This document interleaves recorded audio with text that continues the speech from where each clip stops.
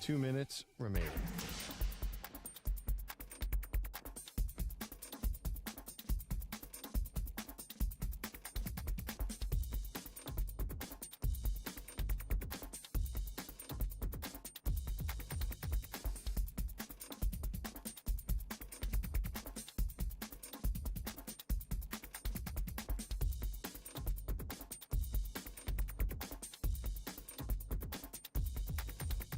One minute, 30 seconds remaining.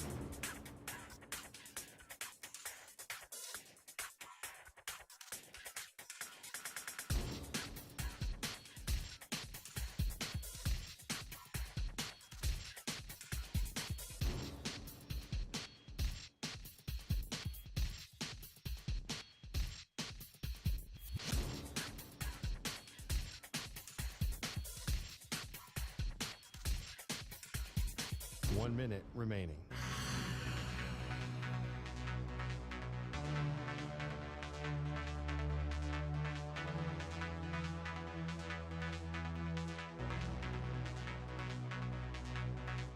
Forty-five seconds remaining.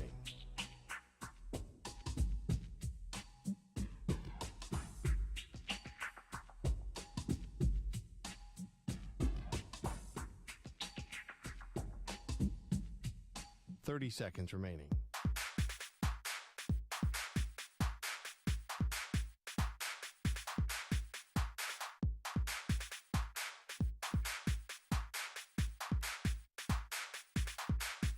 Fifteen seconds.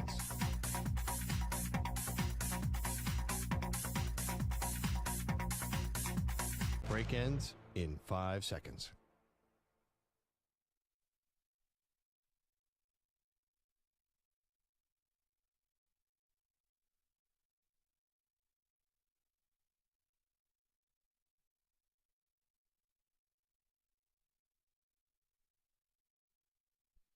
To infinity and beyond. He's live. He's nationwide. This is the Zach Gelb Show.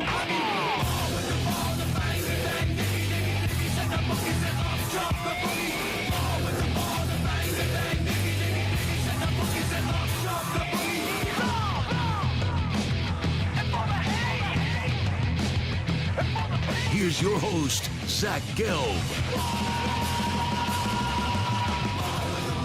Live from the Palatial yet not overly ostentatious studios of the Infinity Sports Network, this is a Wednesday edition of the Zach Gelb Show across all of our great local Infinity Sports Network affiliates, Sirius XM, Channel 158, the free Odyssey app, and of course streaming live on YouTube. 855-212-4227 is the number to connect with us. 855-212-4227. You could always get at me on Instagram, where I'm straight flexing, or via the good old cesspool of Twitter as well, at Zach Gelb. That's ZACHGELB. We got a whole lot to do today.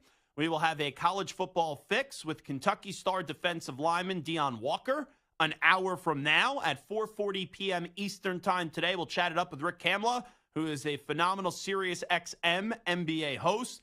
And in the final segment of the show, we'll do a little Winkler Wednesdays today with our dear friend in Bart Winkler. So a whole lot to do coming off the 4 games in sports last night that people actually care about this time of the year, as you did have the Oklahoma City Thunder and the Boston Celtics both get off to strong starts in their respective series, going up against the Dallas Mavericks and the Cleveland Cavaliers, where OKC and the C's both did take a 1-0 series lead and show their dominance over their opponents. And then in hockey last night, man, that was just 2 awesome, crazy games where at first you had the Hurricanes and the Rangers that get into 1 overtime, then 2 overtimes.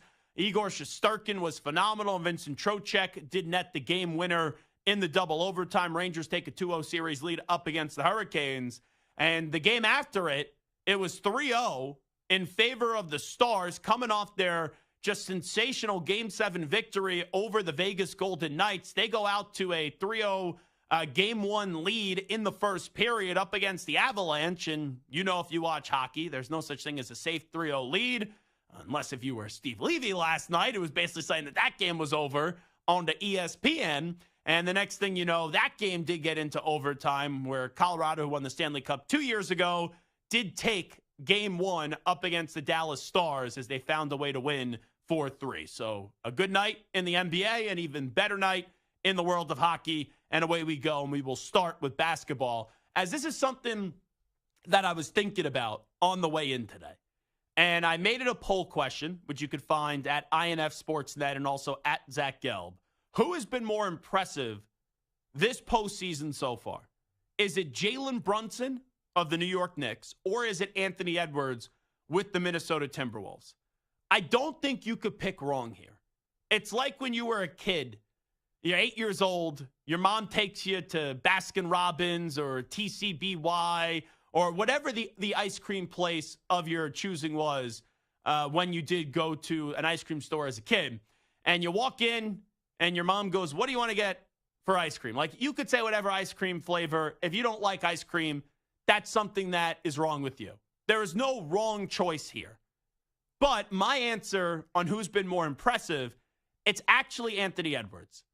And I didn't think when I was starting this conversation I was going to say it was Anthony Edwards, because we all knew heading into this postseason what Anthony Edwards was capable of individually as a player.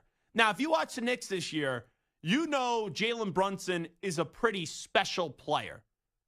But there was a question on what is the ceiling for the New York Knicks. But to see Jalen Brunson be mentioned in the same sentence as Michael Jordan during these NBA playoffs is just something that I never expected. And you see that stat, Jalen Brunson has dropped 210 points in his last 5 games. And that's the most over a 5-game span in the playoffs since Michael Jordan did so in 1993. That's just a crazy stat. And Brunson, when you watch him, he's all heart. He's a tough player. Like, you look at him and you don't expect him to be great.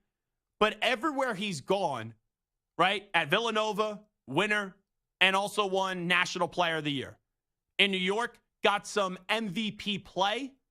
And I think you could have made a great case for him to be a bona fide MVP this year in the league if you go by the actual definition. And now he's taken the Knicks to the second round of the playoffs, so you quickly get rid of Philadelphia, and you already have a 1-0 series lead up against the Pacers. And I'm going to the game tonight, Pacers and Knicks, and we'll see if the Knicks could go up 2-0, even though they'll be without Mitchell Robinson. Now, how about that? Like, I always said this, when it comes to injuries, hockey is weird because it's like upper body, lower body. They don't tell you much. But in the NBA, how many times do you have a player that's ruled out or ruled doubtful that ends up playing? But then on the flip side, the Mitchell Robinson injury, it was one of those things where you found out yesterday he was going to be out for game 2. And then it's, oh, no, he's not just out for game 2. Like 2 hours later, he's going to get reevaluated in 6 to 8 weeks with a stress fracture in his ankle. Like, that's just crazy to me.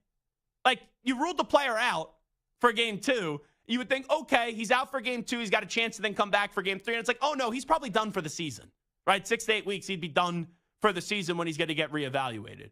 But getting back to Brunson as they're trying to take a 2-0 series lead tonight up against the Pacers, he's just a walking 40-piece, really, in the playoffs. Like, yeah, the first 3 games, 22-24, didn't get 40 in game 3. He had 39. But after that, 47 points, 40 points, 41 points, and 43 points. And, like, when you watch those games, you know he's damn good. But even when he doesn't play his best, he still finds a way to get into the mid-30s, low 30s, high 30s, low 40s. And this dude has brought New York basketball back, and he's made the Knicks actually exciting again. And there have been some spot moments throughout the years, few of them, where people say, oh, here comes the Knicks. Maybe they're turning it around. But to see what they've done the last 4 years, and I know Jalen's only been a part of 2 of them, this has been a team that has been in the playoffs 3 out of the last 4 seasons. That success hasn't happened in a long time with the Knicks, and I don't think the Knicks are a finished product. The Knicks, to me, they need to add another player to complement Brunson. I know they're doing this without Julius Randle, but I really do believe that the Knicks, their limitation is getting to the Eastern Conference Finals this year. But would it surprise me if Boston doesn't live up to the moment and Boston doesn't find its way to the NBA Finals? Is there a team in the East that could take down Boston? Right now, I would say it should be the Knicks, who are the second seed in the Eastern Conference. But now without Mitchell Robinson, they have to take care of the Indiana Pacers at first. So, like, I know when I'm telling you that I'm saying it's Anthony Edwards and then I do about a 5-minute kind of segment. I don't want to say a rant, but a 5-minute segment on how great Jalen Brunson is. It's really because both Anthony Edwards and Jalen Brunson are absolutely phenomenal. And I don't want to tell you, because sometimes this happens in radio, where you give your answer and then you crap on the other answer. Like, today is not one of those days where I'm telling you I've been more impressed by Anthony Edwards than Jalen Brunson, and then it's like, let's rain on the parade of Jalen Brunson. That would be the dumbest thing anyone could do in maybe like the history of sports talk radio, because you have to acknowledge how great Jalen Brunson is. But so far, when you line them up, who's been more impressive, Brunson and Edwards, even though Brunson is doing this with a less talented roster and so many players injured. The first series did go 6 games. I know it's only a game in, but they should beat the Pacers. It's not a lock. I'm not being disrespectful to Indiana. You know, I think Knicks fans that were saying Knicks in 5 before this series were absolutely crazy. I picked the Knicks to win this series in 7. I still think this is going to be a grinded out, gritty, and tough series where the Pacers have the offense, and we know how quick they like to move, and the Knicks want to slow it down with their defense and all that. But the Pacers are going to win, bare minimum, 2 games in this series. But the reason why I'm going with the Minnesota Timberwolves, it's because I'm just still stunned and really mystified and shocked that the Minnesota Timberwolves are up 2-0 up against the Nuggets. And that's what it comes down to. It's nothing that the Knicks haven't done. It's nothing that Jalen Brunson hasn't done. But the reason why I'm more impressed with what Anthony Edwards has done this postseason compared to Jalen Brunson is just the level of competition and how much better the Western Conference is than the East. Like, I didn't think much of the Suns going into this postseason. But the Timberwolves didn't just beat the Suns. They embarrassed them. They swept them off the court. They didn't give the Suns any breathing room in that series. Like, look at the Mavericks. You knew the Mavericks were going to beat the Clippers. But the Mavericks gave the Clippers a little bit of life. You know, the Knicks even gave the Sixers a little bit of life. Edwards stepped on that court, and he said, we're going to obliterate you, and we're going to emasculate that Suns team. And that's what they did.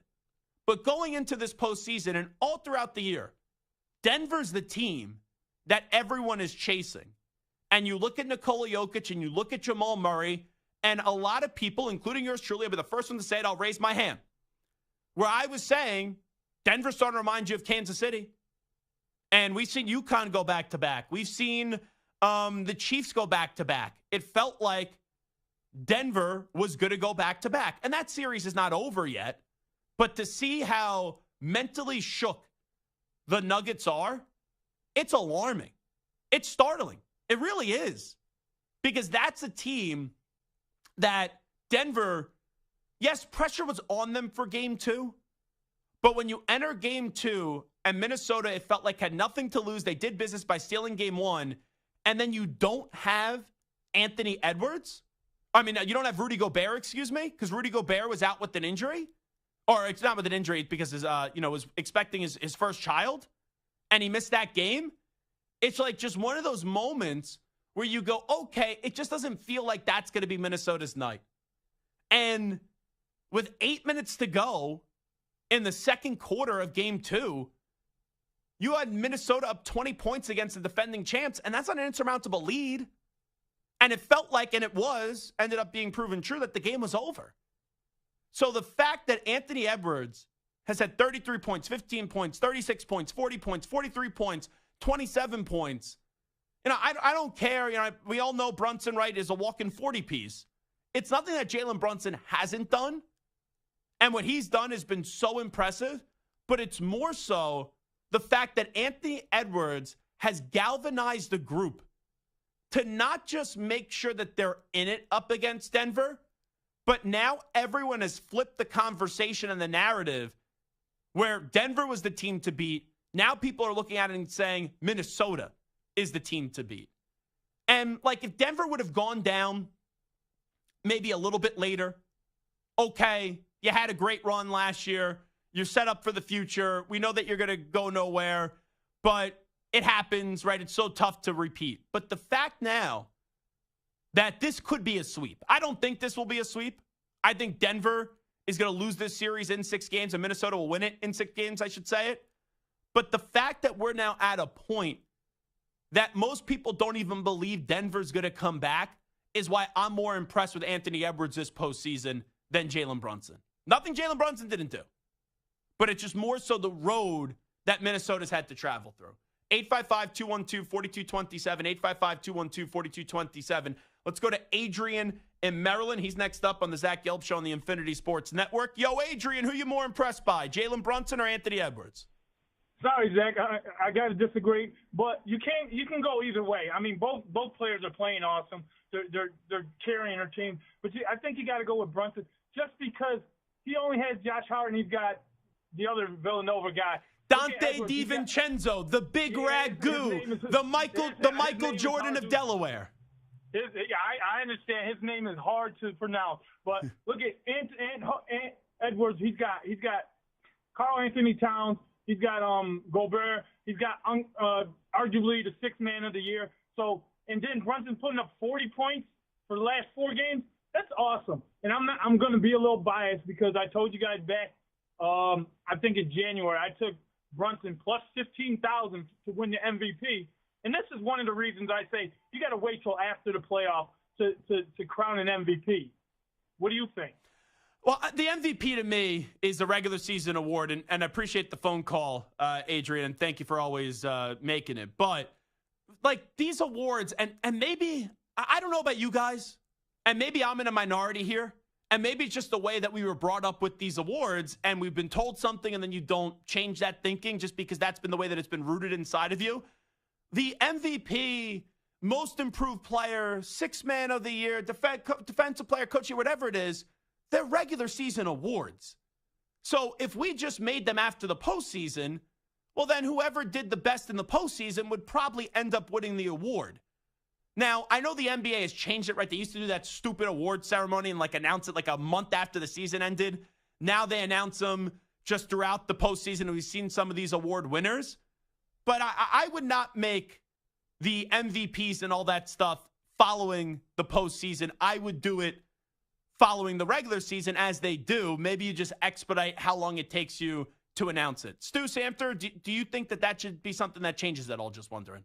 No, I think it's a regular season award, so it should be a regular season. It's just why would we crown guys? There's a Finals MVP for a reason. For a reason. Yeah. The regular season MVP is for the 82 games, the regular season. It shouldn't matter what they do in the playoffs. That's like every sport too. Yeah. It's not just NBA. No, but there's a lot of times where people will go. Like, for example, Coach of the Year this past year in the NFL. I want to say it was Kevin Stefanski. I think he won it for the 2nd time. And the Browns got obliterated in round 1 by the Houston Texans. And D'Amico Ryans had a great case. And afterwards, people are like, oh, D'Amico Ryans should win the award. I'm like, you can't make your argument based off the postseason. Like, if you want to say change it, okay. Stu's not in agreement. I'm not in agreement with that. Samter, I'm assuming you are not? Especially not in basketball, where there's all that load management crap, and now they have rules about how many games you have to play in order to be eligible. Like, then it kind of throws all that out the window anyway. So that, no, 100%. So if that's the case, it's like, okay, if you want to say change it, fine, that's your right. The 3 of us disagree, which probably means that they should change it if all 3 of us are on the same page. Depends on what Hickey says. If Hickey says they need to change it, then we're all screwed. All right, Hickey. Usually I just show the strays at Hickey. Santer's now joining into the party. After that rap, I think that there's not enough strays to go around. But I don't understand the people that will call in. I'm not saying Adrian did this, but I don't get the people that call in and will go, hey, you need to give Brunson the MVP because of what happened in the postseason. That's not when the voting is done. I hate to break it to you. The voting's already done and over with. And the MVP winner, he does not know who the MVP winner is, but someone in the NBA office does. I will say this. You don't give Brunson the MVP because of what he's done in the postseason, but I think those of the fans who didn't understand how valuable Jalen Brunson was during the regular season, he's doing what he was doing during the regular season, so he shouldn't get it because of what he's done in the postseason. But I think people now who may not have seen it were like, you know what? And I'm included. He's carrying this team on their back. With their second best player out for the year in Julius Randle, he's just carrying them, and he does it game in and game out consistently. What he's done, I stand corrected. When I said there's no way he can win MVP, I'm looking back and I'm saying he might be the best, most important player on a good team this year. And maybe we're having a new era of the NBA. You're seeing that. Like, you look at the teams remaining, Jason Tatum, you see Jalen Brunson with the Knicks, Anthony Edwards with the Timberwolves. Nikola Jokic is going to be a factor for a long time. SGA with the Oklahoma City Thunder. But it really just shows you, and the three finals for the MVP this year are Luka, SGA, and the Joker. But it just shows you, if you just try in the NBA in the regular season, you could go a long way. Like, no one before the year started thought the Knicks would be a 2 seed. But the Knicks with Coach Tom Thibodeau, they play a demanding style of basketball, and you have guys that are overachieving right now. Brunson overachieving. Josh Hart overachieving. Dante DiVincenzo overachieving. And a lot of time, like in the NBA, people half-ass it. People dog it. It's like, I've never seen it with any other sport. Like, people, you have to beg the players to play in the regular season.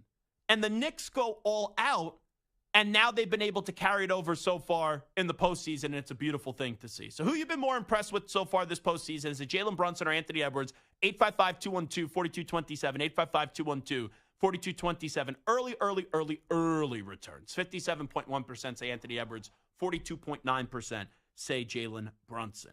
Which year 2 quarterback will take the biggest leap as they get set for year number 2 in the NFL? Will it be Bryce Young? Will it be Anthony Richardson? Or will it be Will Levis? We're discussing that next. You're in a 5-minute break.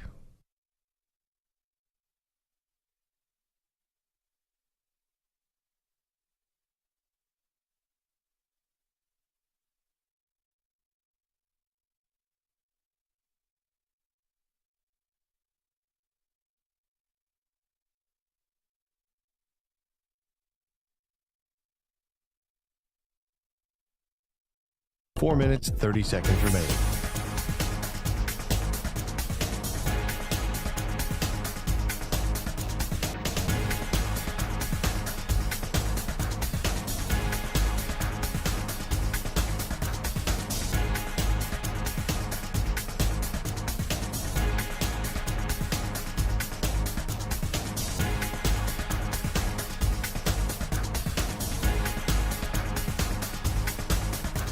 Four minutes remaining.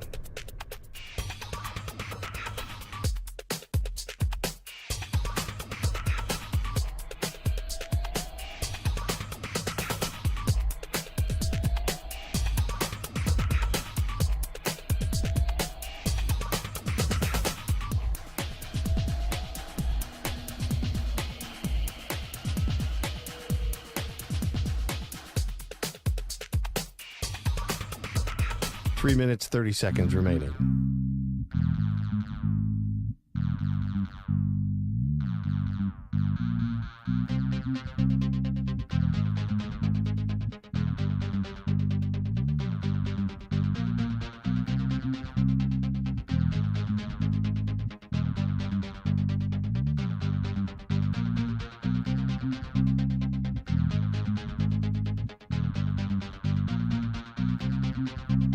Three minutes remaining.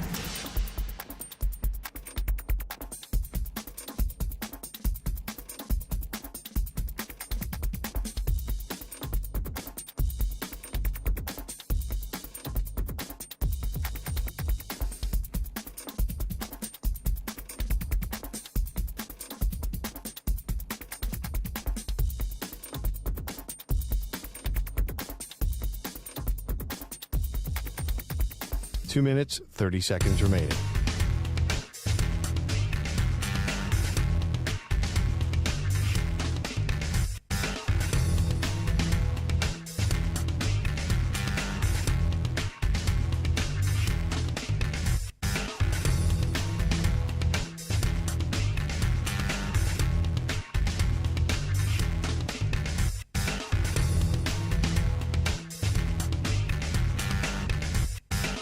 2 minutes remaining.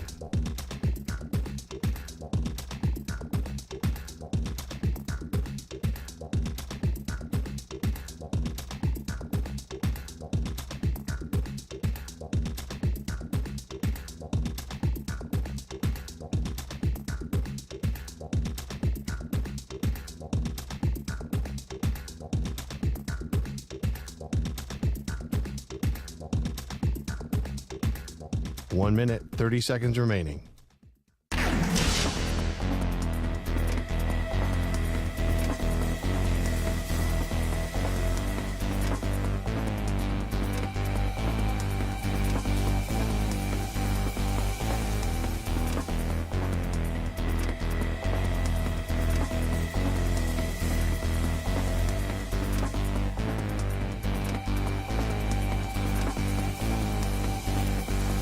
One minute remaining.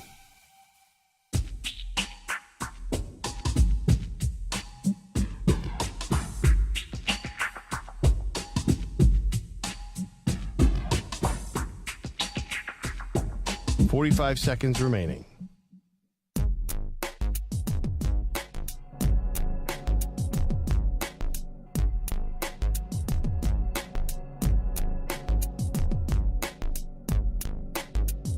Thirty seconds remaining.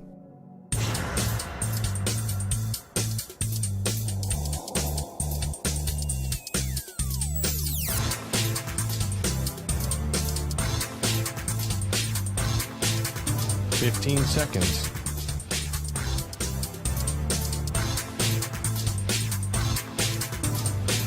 Break ends in 5 seconds.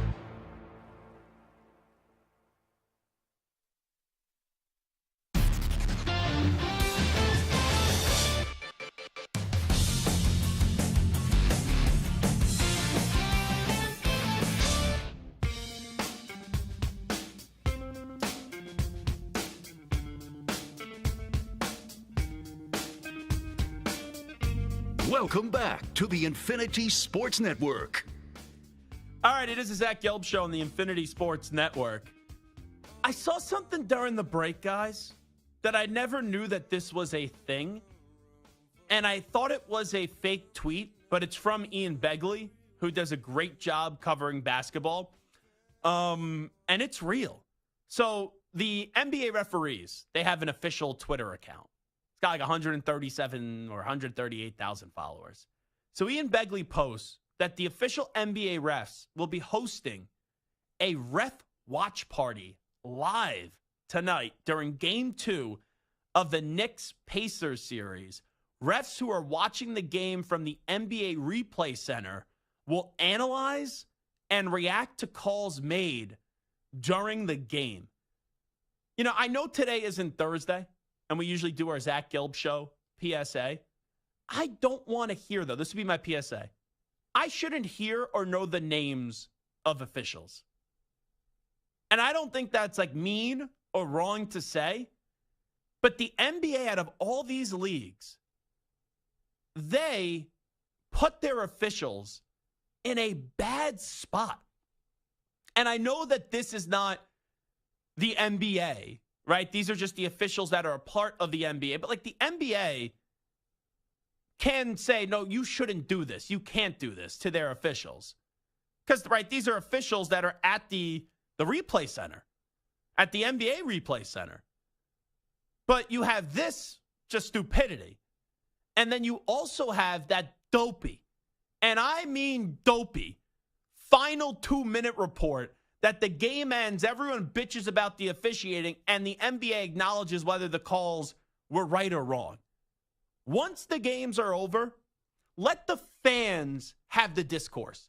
Let the fans talk about the officiating.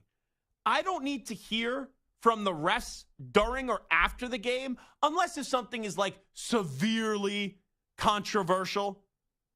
And then maybe you want to hear from a referee after the game why this quote was made or why this call was made. But 9 times out of 10, on a day in and a day out basis, I don't need to hear from the officials. I don't. And I don't need the NBA to acknowledge, oh, we may have got something wrong. Because it really takes no guts. Like, let's say if you're getting just blasted for a call that was made, but it was like kind of a fair call. The NBA most times I feel like just say, oh, we got the call wrong. So you could give that portion of the fan base that's upset something to grab onto. But what are you grabbing onto? It doesn't change the outcome of the game. Like the offensive foul call at the end of game one between the Knicks and the Pacers, the screen. Can you make a case that it was an illegal screen? Yes, I guess you can. But I thought the illegal screen was extremely soft and something the refs should not have called. But when the NBA comes out, and I'm sure they did this, I just don't even read those 2-minute reports anymore. I don't. But when the NBA comes out and if they said, hey, that illegal screen shouldn't have been called, does it make you feel any better if you're listening to us right now in Indianapolis and your Pacers lost the game? No. So just stop giving referees a platform. And maybe I'm consistent with this, but the thing that I hate the most in sports right now are these dopey TV refs. Oh, they drive me crazy.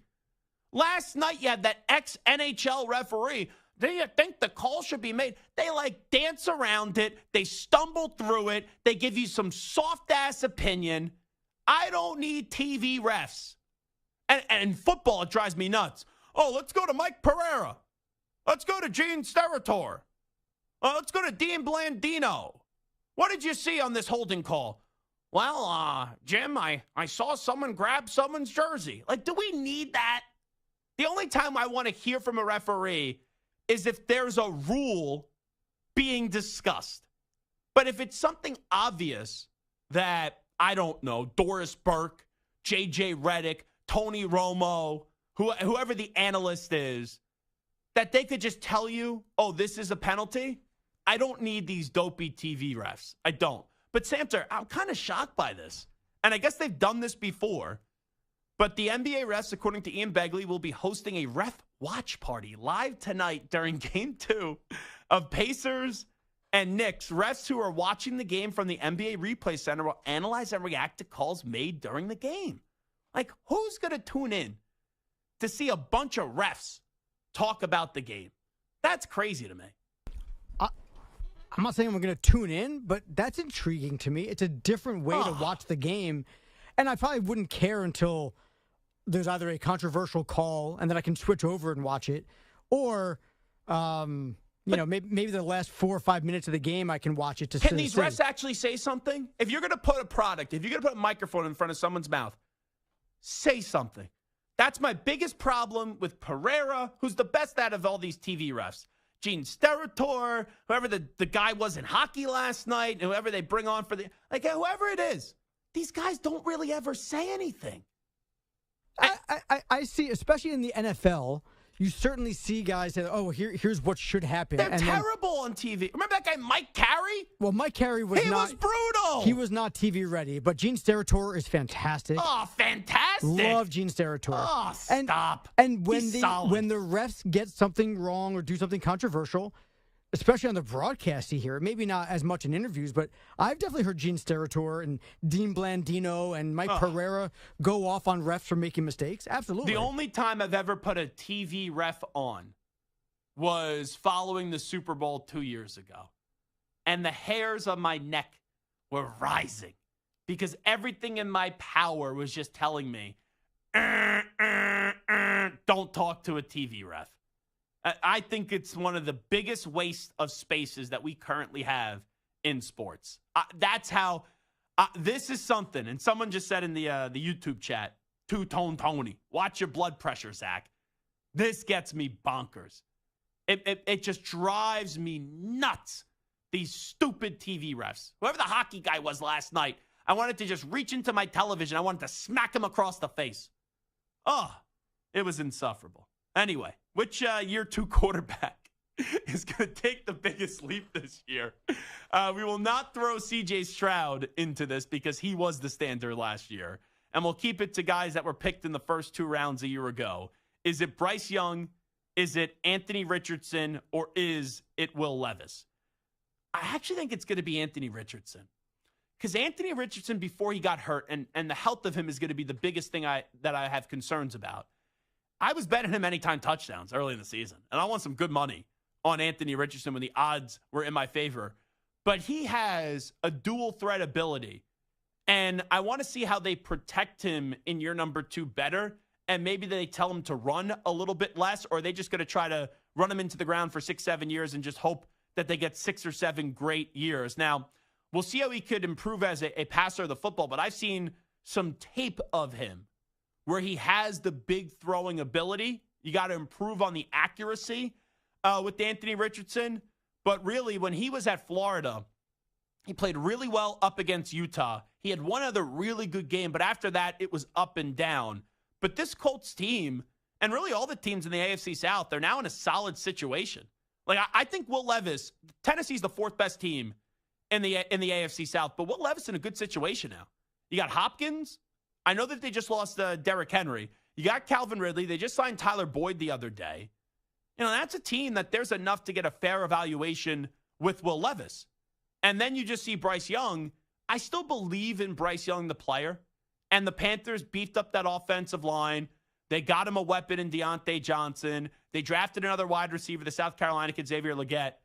But I just wonder if he has enough to not get killed again in year 2. So I would say it's Anthony Richardson, where I think he's in a really good situation, where that team in Indianapolis almost made the playoffs last year. Steichen just knew how to get Jonathan Taylor on the field at the end of the game. And as long as he can stay healthy, I believe that will be the quarterback out of Bryce Young, Anthony Richardson, and Will Levis. Anthony Richardson will be the guy that takes the biggest jump in year number 2. All righty, we'll come on back. We'll update you with some of the biggest storylines in the world of sports with some audio. We call that segment the News Brief. Deion Walker, who's already getting projected as a top 15 draft pick in the 2025 draft from Kentucky, is going to join us for a little college football fix. But take it away. Here he is with the latest Infinity Sports Network update, the Ackman, Rich Ackerman. Infinity Sports Network Sports Flash. All right, sponsored by Progressive Insurance. Drivers who switch and save with Progressive save nearly $750 on average. Call or click today to find out if they could save you hundreds on your car insurance. The Knicks and Pacers renewed their long-running feud on Monday night, and the opening act certainly delivered great intensity and excitement. The Knicks rallied to take the series opener, and tonight comes Game 2. Head coach Tom Thibodeau said it's a clean slate for both teams. I think the important thing is to look at the things you did well, and then also look at the things you didn't do well, fix those things, and know that look, Game 2 is entirely different. It's, you start over again. Jalen Brunson was brilliant again with 43 in Game 1, while the Pacers' Tyrese Halliburton had only 6 points.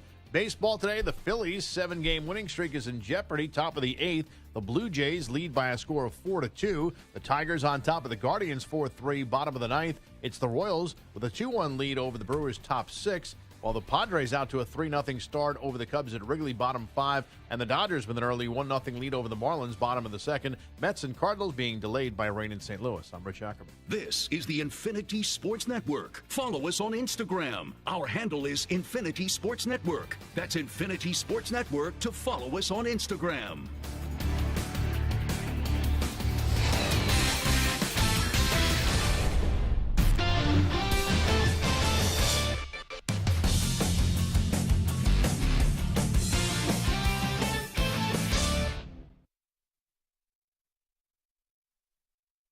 You're in a 5-minute break.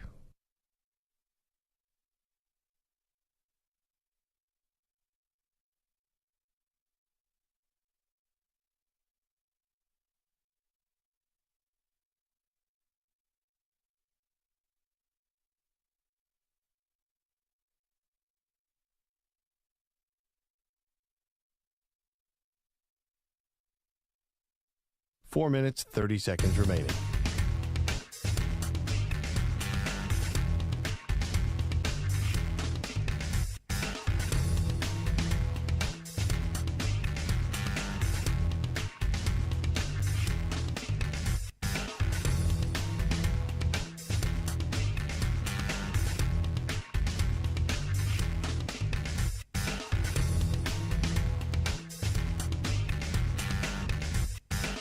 Four minutes remaining.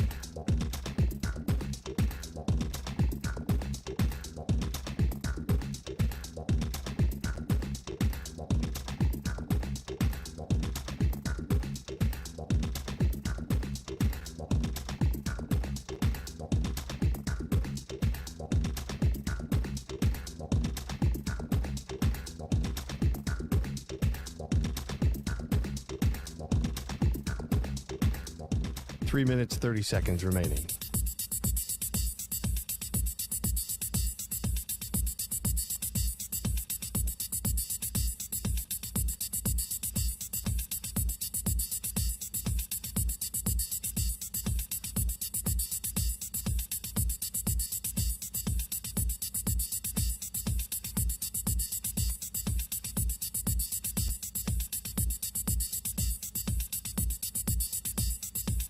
Three minutes remaining.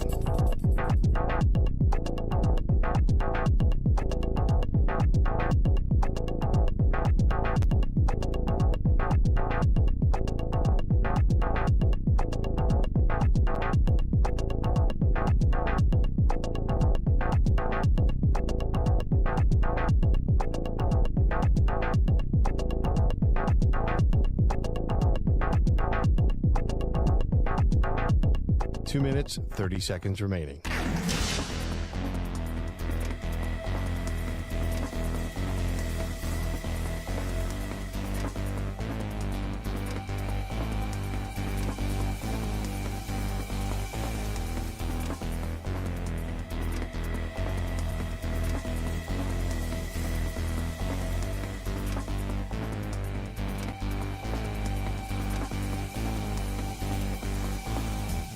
Two minutes remaining.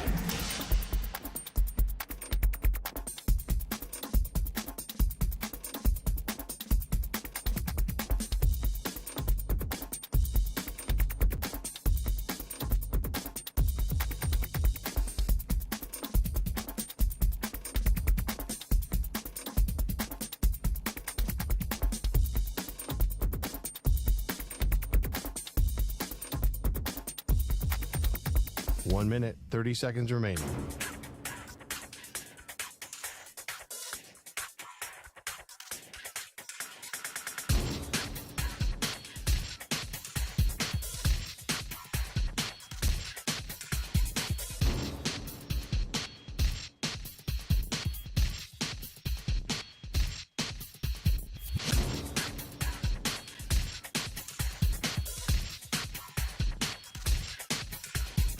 One minute remaining.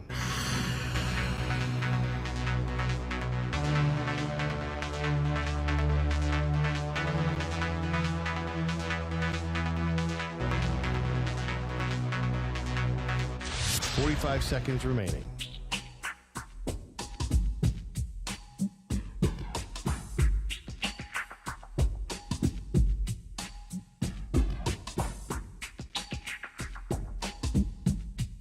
Thirty seconds remaining.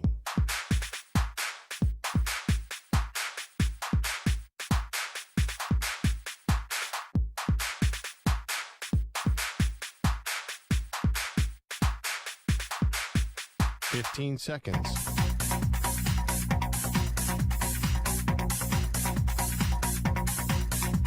Break ends in 5 seconds.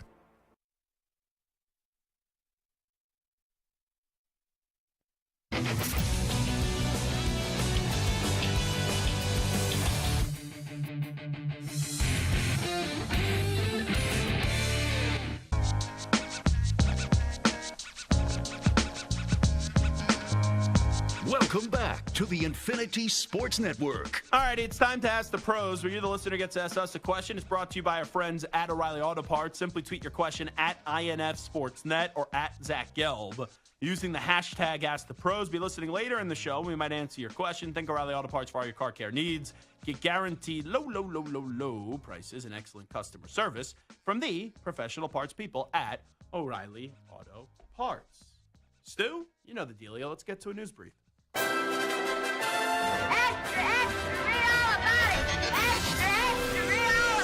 Time for your daily news brief. We get you caught up on the rumors, reports, and reconnaissance from the day in sports. So some days I like to be surprised with the news brief. Like some days I will listen to the sound and I will send Samter a ton of sound before the show. There's other days where I'm like, let's see what Samter comes up with. And I see something on a sheet and I go, wow, this is amazing. And I haven't even heard the audio. Wheel of Fortune, I am a nerd for these moments. because I am not as smart, obvious statement of the day, as the people on Wheel of Fortune or Jeopardy. Yeah, Wheel of Fortune, they're not that smart. Jeopardy, they're smart. I don't know. You're like, yeah, you know what? I retract that statement. You're probably right. Yeah, Jeopardy, you got to be a lot smart. Just listen to that sentence, and that's all you need to know about me. But when it gets to Jeopardy, that's probably where it's more so at. I absolutely love when they give you a sports topic, and I get all the sports ones, and these people on Jeopardy, the three of them are sitting up there, and there's nothing. Like, they don't even attempt. And then it's like they ask you some earth science question. I'm like, all right, get me out of here. I have no clue what you're talking about. Who led the NBA with 15 rebounds a game? Yeah. Babe Ruth? No, that's not correct. Who is Babe Ruth? So, okay, this is Wheel of Fortune. For some reason, and Celebrity Wheel of Fortune. Kristen Ritter, who's one of my favorites. Wait, what? She was the voice that you're going to hear. This is Celebrity Wheel of Fortune. And this is not something that was taped like 3 years ago? No, this one, and you'll hear there's mention of recent events. And Kristen Ritter, who, if you've seen the show Jessica Jones from the MCU, she was in Breaking Bad. She was Jesse's girlfriend for a while. So Kristen Ritter is a well-known, famous actress who's been a star of multiple different shows. What's her name? Kristen Ritter. You'll see. probably recognize her face, but if not, she's most known for How do you spell the last name? Ritter. She's most known for Breaking Bad and for Jessica Jones, which is a Marvel show. Kristen Ritter. Oh, she looks familiar. Yes. Yeah. All right, let's listen up to this. Wheel of Fortune. Players don't know who the Kelsey brothers are, courtesy of our friends at ABC. C? Yeah, there's a C. What is this word? 700. What letter would you like? K. Yeah, there's a K. Okay. No one wants All you have to do is read what's up there. Travis and Jason Kels. Yeah, there you go. We will take that. And I don't know who they are. They're Well, players. Okay, Sarah, tell them the whole story with the singer and the thing. Well, it's a Taylor Swift thing. Sadly, it's the only reason why I know who. Yeah, is it Travis? They're Kelsey football that she's players and dating? Taylor Swift. It's One plays you'll for the read it in your local newspapers. It's not as bad as what I thought it was going to be. They at least had somewhat, like, she's like, I don't know who they are, but I just know one of them through Taylor Swift. But she didn't know which one, and Kristen, who solved the puzzle, the full words were up. It wasn't like there was empty letters. It said Travis and Jason Kelsey. She said Kels. Oh, it was already it was already done. The whole thing was They filled. had no idea what it was, so they actually had every single letter on the board. It says Travis and Jason Kelsey. And she said Kels, which they accepted because, A, they didn't want to embarrass, but also we remember Jason Kelsey, or Travis actually said, Dad used to call us Kels, and then we kind of changed it to Kelsey. That's wild. And it would be one thing if it was like just three people that didn't know sports. When you're in, this is Celebrity Wheel of Fortune, you were saying, when you're in the celebrity world, you would think you would at least know who Travis Kelsey is just based off his relationship with Taylor Swift. Let's listen up to Joe Burrow. He's back on the practice field. He returned on Monday for the first time since the season-ending wrist surgery. 2 out of the last 4 seasons. He's been having his season cut short because of injury, but Joe Burrow did not stop talking about the Kansas City Chiefs. As we all know, Bengals and Chiefs feels like those are usually the collision course that we're going to get in the AFC for years and years to come. Yeah, they were great. Their defense was one of the best in the league. They have great players on that side of the ball, and then obviously they got Patrick and Travis and their O-line and those playmakers. So, you know, they're the gold standard right now. Everybody's chasing them. Obviously, they're back-to-back world champs. Somebody's got to knock them off. I'm hoping it's us. I feel like Joe Burrow's never the one that talks smack in this Bengals-Chiefs rivalry. We know Jamar Chase has the corner, the defensive back. I think his name was Mike Hilton. I want to say that was him who did the whole Burrow head stuff. It's never Burrow. Burrow knows not to do that nonsense, even with someone that has defeated Patrick Mahomes 3 times in his career. By the way, Delta 9 Brian is stunned that I've never seen Breaking Bad. I know everyone loves Breaking Bad. People say it's one of the greatest TV shows of all time. Stu, have you seen Breaking Bad? Top 5 show of all time for me. Okay. Samter, where do you rank Breaking Bad? It is the all-time greatest show that's ever been on television. Better than Sopranos? 100%. Oh. Like Sopranos is good, but I would have like Sopranos as my 4th or 5th favorite show of all time. Okay. So it's not like you dislike Sopranos. No, I love Sopranos. Gotcha. I maybe even 4th or 5th might be low. It might be 3rd or 4th. Okay. But I have Breaking Bad 1, Seinfeld 2. Now, I will not be a hypocrite because earlier in the week, Santer said something sucked and he never tried it. So I will not have an opinion on Breaking Bad, but my favorite TV show of all time is The Sopranos. And I actually, maybe this is just an age thing. I don't dislike Seinfeld, but I like Curb Your Enthusiasm better than Seinfeld.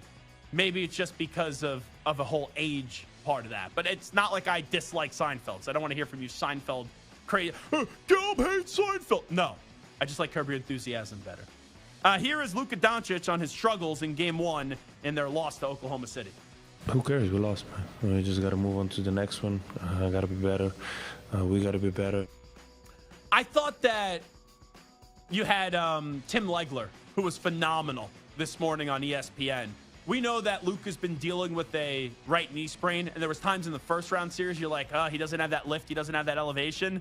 That popped up again last night, and now you wonder, with this being the second series, is Luka going to have enough jump in this series to find a way to go win 4 games? Here's Shai Gilgeous-Alexander on the MVP announcement. Will you watch the MVP announcement tomorrow? Sure, why not? If I'm at home doing nothing. Is there a level, like, do you feel any anxiousness for it all? Or, I mean, like, how are you kind of viewing that day, being that you're a finalist? I didn't know it was tomorrow. Good on him. But it's cool. I'm excited to see who wins. I'm not going to lie either. We were just talking about the MVP a few moments ago and how Nikola Jokic, Luka Doncic, and Shai Gilgeous-Alexander are the finalists. I knew that the announcement was coming one of these days because they've been announcing all the other awards. I did not know that announcement was coming tonight either. Did you, Santer? No, I mean, they until that clip? Well, I know that once they did DPOY, then MVP comes either the next day or 2 days later. So like, I knew that it was coming at some point this week, or early next week. It always comes in the second round because the last thing you want is for the MVP. Typically, the MVP at least makes it past the first round. Mm-hmm. So the last thing they want is to have an MVP who's sitting on the couch getting an award. It's happened before, but not often. Like this year, if there was a year to have like a compelling MVP debate, it would be this year. It felt like it was open for a lot of the season. But I don't really care about the individual awards. I don't. Maybe it's because I care about who wins the championship and who wins the finals MVP. But the individual awards has never been something that has really resonated with me. Let's go to Jaylen Brown, who's confident in the Celtics this year. Anything can happen. It's the NBA playoffs. We're just taking it one game at a time, and that's all we can control. And we try to come out and be the harder playing team. We stick to our agenda, and we let the chips fall where they may. It's going to be tough for a team to have to beat us 4 times, but as long as we come out and we execute on both ends and we're the harder playing team, I think we'll be fine. And let's get to Brian Kelly. Here is his warning to players who just want a payday WFAB 9. We're selling something a little bit differently, and that is we want to recruit, we want to engage, build relationships, we want to develop, retain, and have success. We're not in the market of buying players, and unfortunately, right now, that's what some guys are looking for. They want to be bought. And we're not going to go out and buy players. That's not what this is about. This was never about that. We will develop you. We will get you ready for the next step, as we did with Jaden Daniels, as we did with Malik Neighbors, as we did with Brian Thomas. But if you're just looking to get paid, you're looking in the wrong place. If you just want to get, paid, this is not the place for you. He comes off as such an ass in that. Like, you are a coach that left a great job in Notre Dame for another job in LSU. And you could say, you have a better chance to win a championship at LSU than Notre Dame, and I would agree with that. But you've been allowed to chase money throughout your career, so why shouldn't players be allowed to? I just think coaches come off so poorly when they do something like that. Let's hear the play-by-play on Sportsnet as the Rangers won in double overtime last night. Surrounded. Ryder to the point. Panarin shoots, blocked by Slavin. Jump in the shot. And he scores!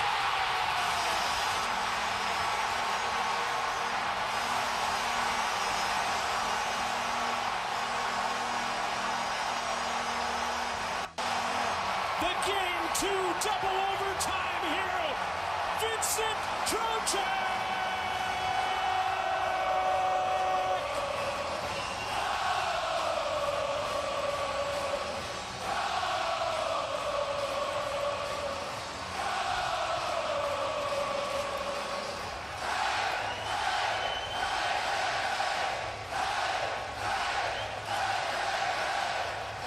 The Rangers fans in elation. New York taking a 2-0 series lead. Elation indeed. I have a good story about that coming up later, but let's hear Colorado cap off their comeback. They were down 3-0. They win it in overtime. Here's Altitude Sports Radio in Denver. Oh, finally, he clears Miles Wood in space. He's got some speed. One towards the net. He scores! Reach for the sky! The comeback is complete. Miles Wood said, "Run like the wind, bullseye," and he did. He blazed past Miro Heiskanen, and he tucked it in past the post of Ottinger. And he tucks the Stars in to say good night. And you don't have to go home, but you can't stay here because this party is over. Colorado scores 4 straight goals, and they take game 1 by a final of 4-3 in overtime. Now, I'm a big fan of their play-by-play guy, Connor McGahey. I thought he was terrible there. I felt like he was trying to throw 100 pounds of crap in like a 50-pound suitcase.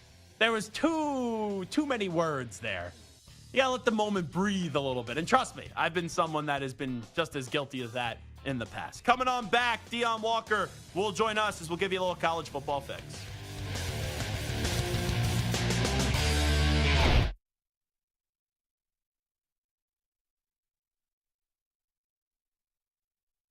You're in a 5-minute break.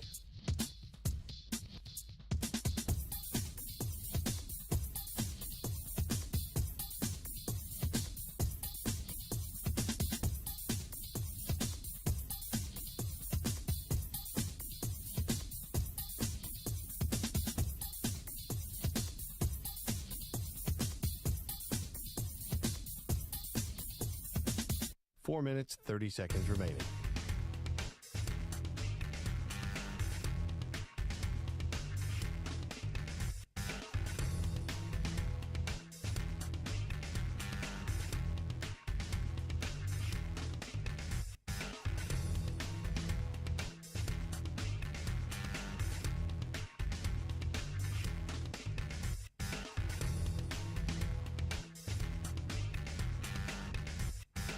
Four minutes remaining.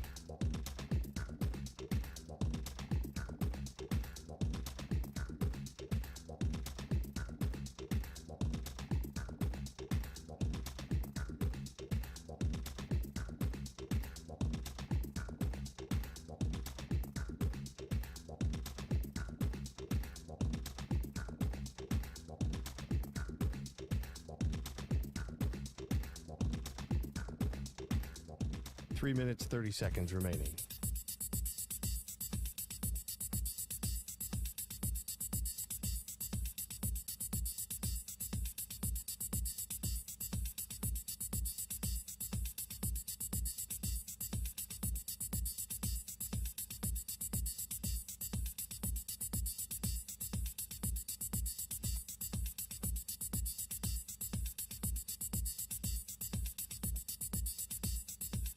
Three minutes remaining.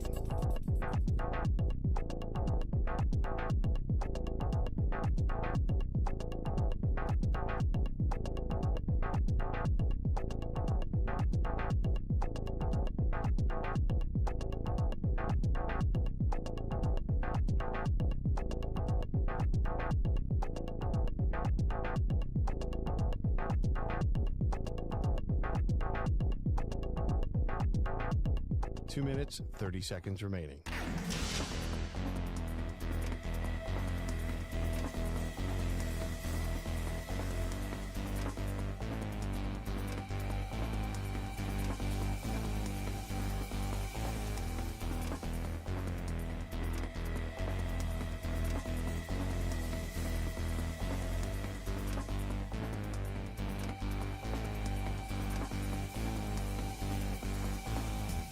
Two minutes remaining.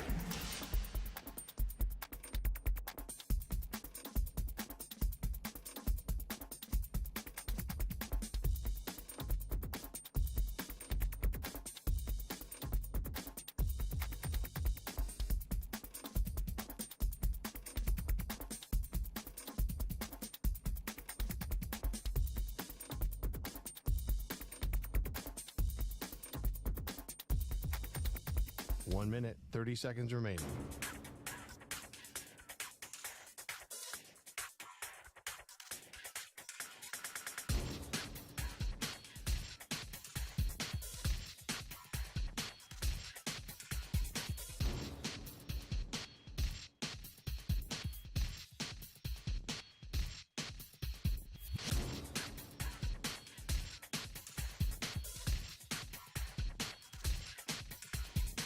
One minute remaining.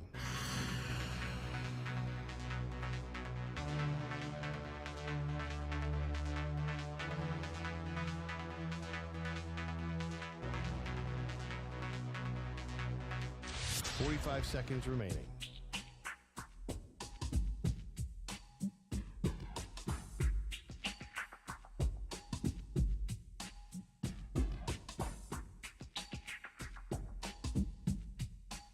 Seconds remaining.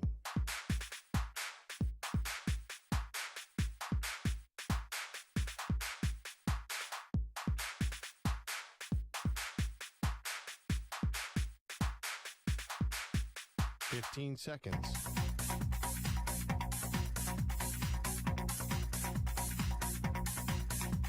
Break ends in 5 seconds.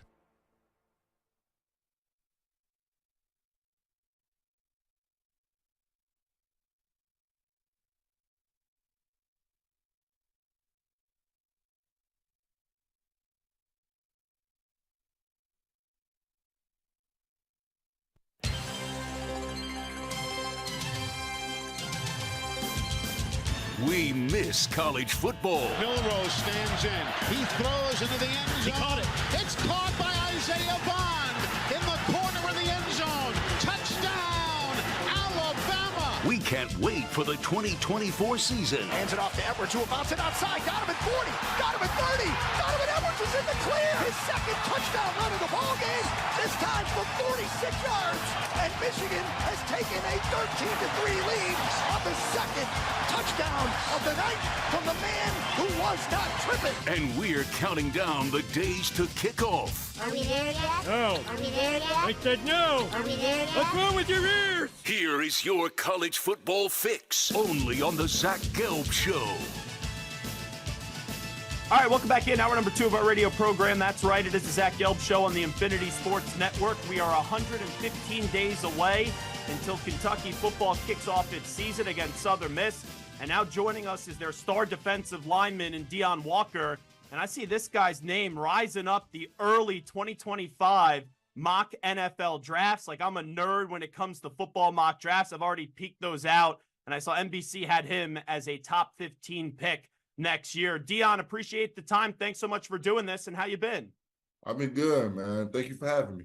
Well, thanks so much for coming on. So in your sophomore season, you had a big jump from your freshman year. How do you look back at last season individually for you?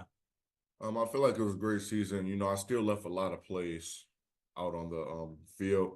And, you know, I'm just not too happy about how our season ended. What kind of jump are you looking to make in year 3? I know you guys started off strong. Down the stretch, it didn't go your way. We talked about the big jump that you had individually as a player and some of the national recognition you received. But as a program, and then also for you individually, what kind of leap do you think you guys could take this year? As a team, you know, we got a lot of leaders. You know, we lost some key components, but we brought in a lot of guys from our transfer portal. You know, all of our guys got a lot of experience. We got experience at every position group.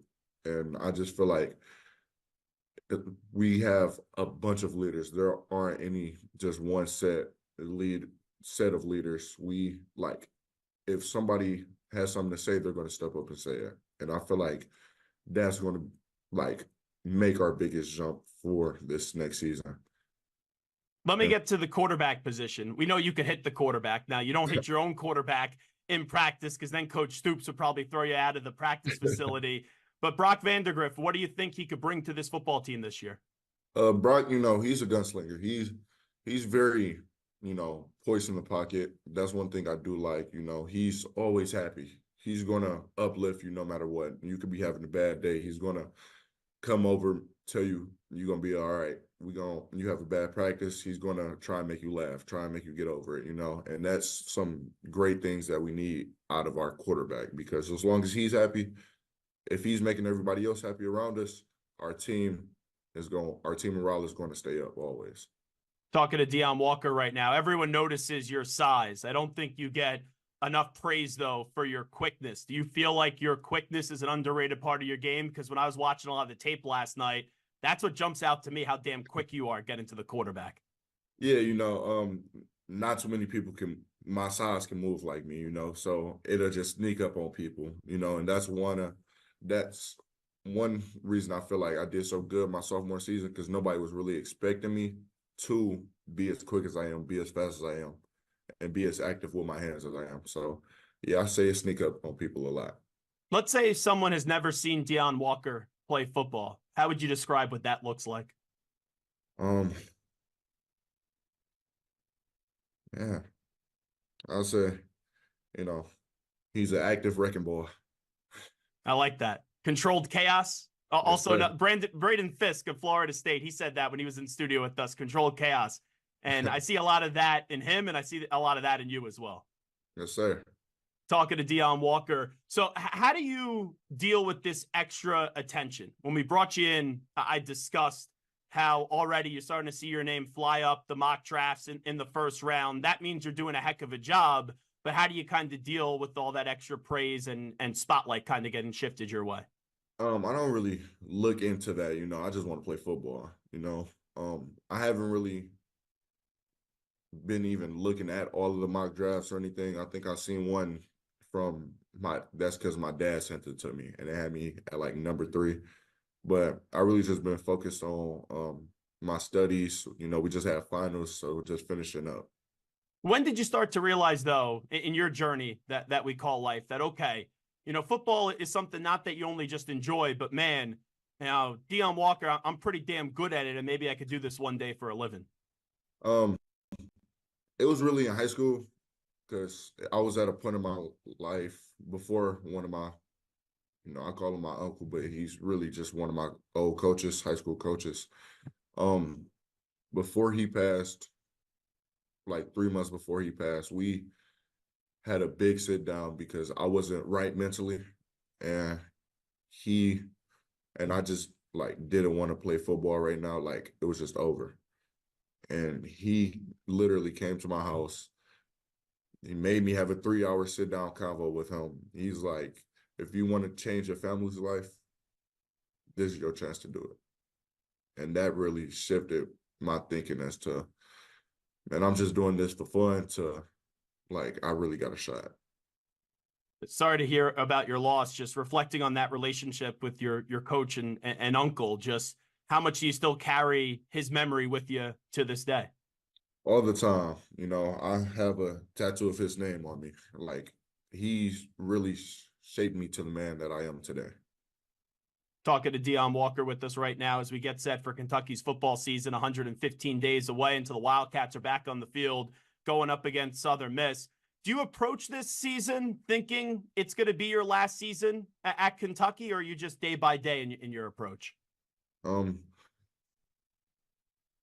Yeah, I want to approach it as, I'm trying to leave this year, because that's going to have me leave it all out there, no matter what. That's going to have me, just going 110% every play. So I feel like I'm going to always look at it as, this is my last year, than rather, no, that's okay. We got 2 more, just dilly-dallying.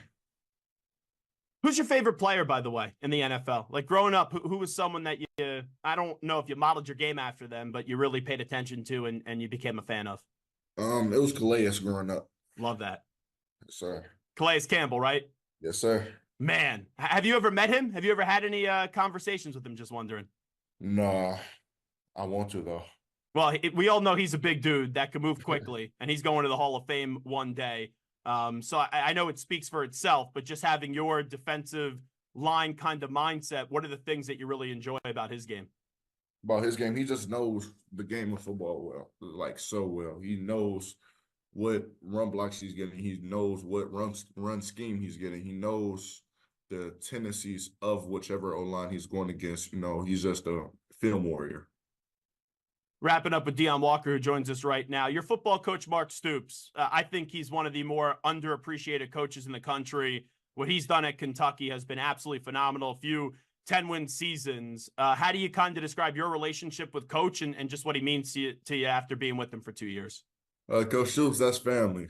That's my dog. We always just talk about, or, I could call him whenever something going on with me, or if I just want to talk, if I just want to, just chop it up with him. He's very open to that. He doesn't care. He just wants to build a relationship with you as a person, not just a player. And that's one thing I love so much about him. Change is part of football, right? We see players leave, we see coaches leave. When there was all that speculation that he was going to be the next coach of A&M and you knew you were coming back or maybe you're going to hit the transfer portal, just how did you kind of process that? And when you found out that Coach Stoops was staying at Kentucky, just what kind of emotion did it bring?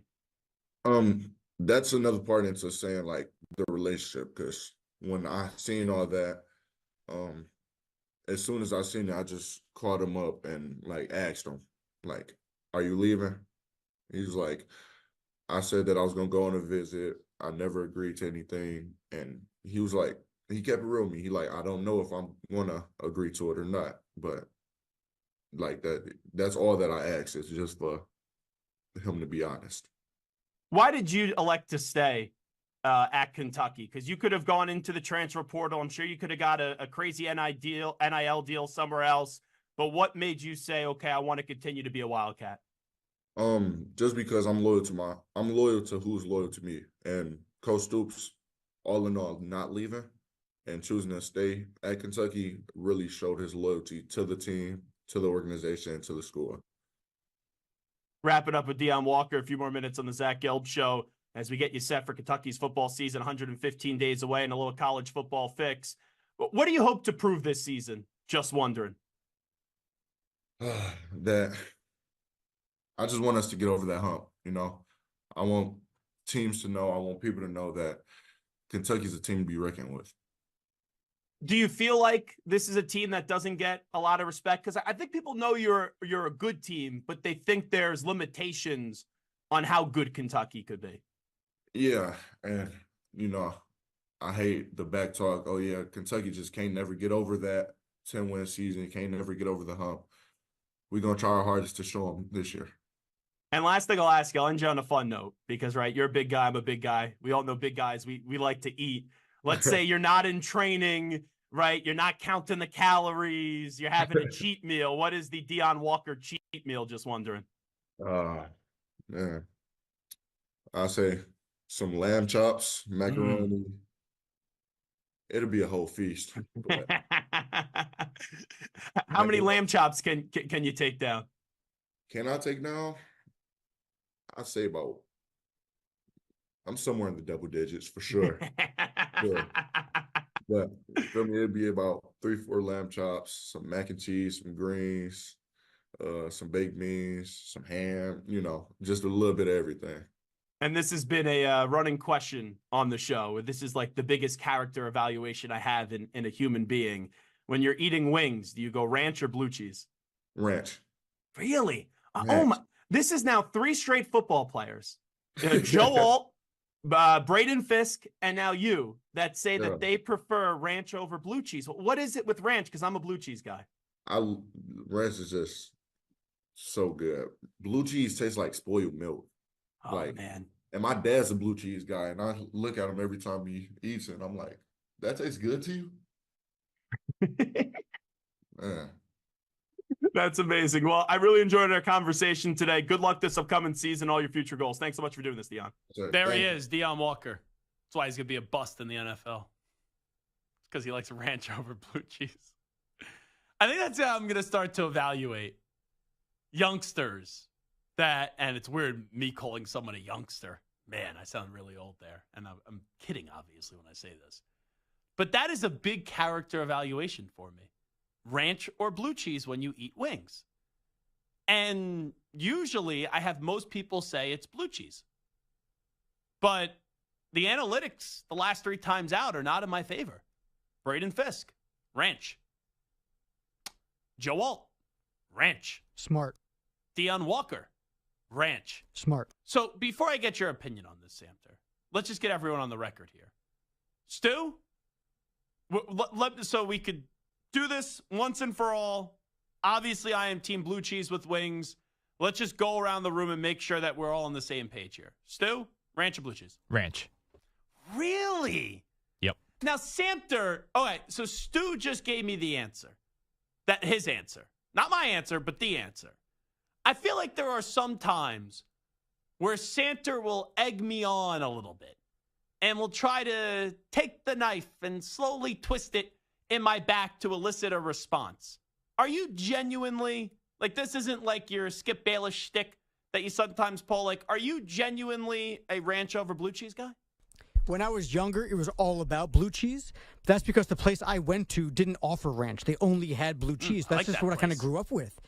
And then when I was in college, I tried ranch with my wings, and I've just never gone back. Every now and again, I'll have a craving for some blue cheese, but I always have ranch as a backup just in case. A really good homemade blue cheese, like that a restaurant makes there, like that day, and like it's fresh and delicious, that can be kind of a game changer. But for the most part, no, I legit prefer ranch. Man, I can't believe I'm on an island on this one.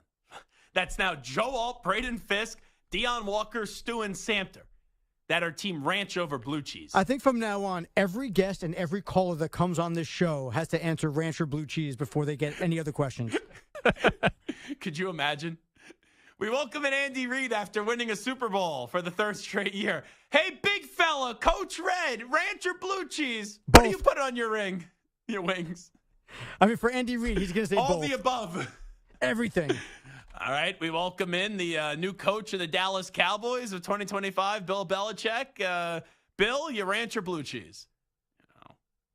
I haven't really thought about that much. We're on to just the football season. We're not on to food, okay? But if I had to make a case, I would go blue cheese. Hey, this is a new Belichick. Non-coach Belichick is jovial, fun, goofy, joking. Maybe I have to crack in a smile there. He's going to say, hey, here's his answer. What does Robert Kraft like? Blue cheese. Oh, then I'll go ranch. Also, good answer on Deion Walker. Cheat food meal? Lamb chops?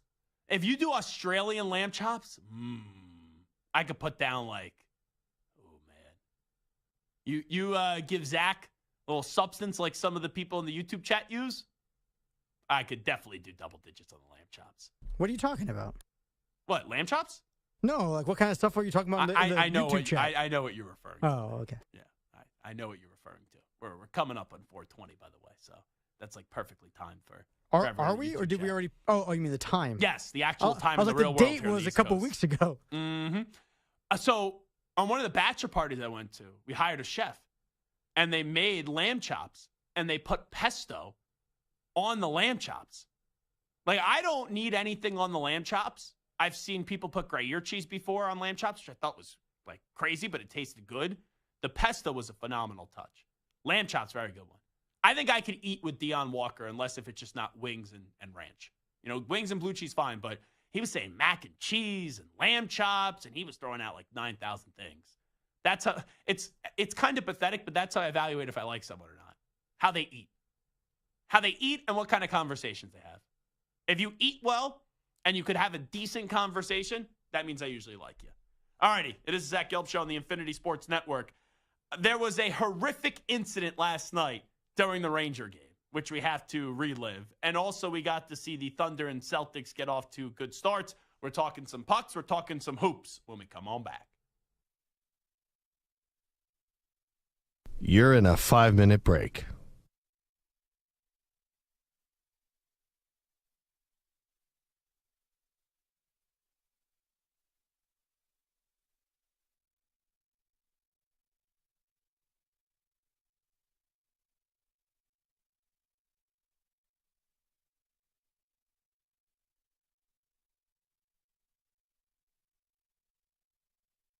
Four minutes, 30 seconds remaining.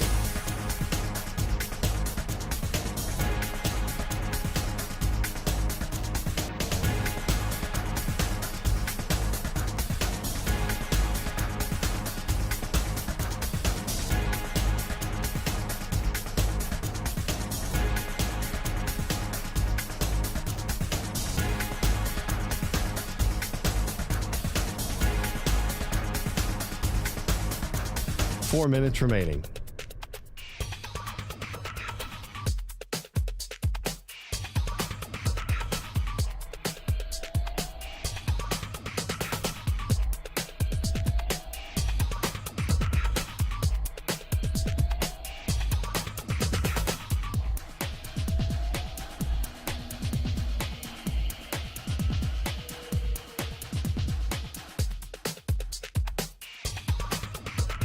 Three minutes, 30 seconds remaining.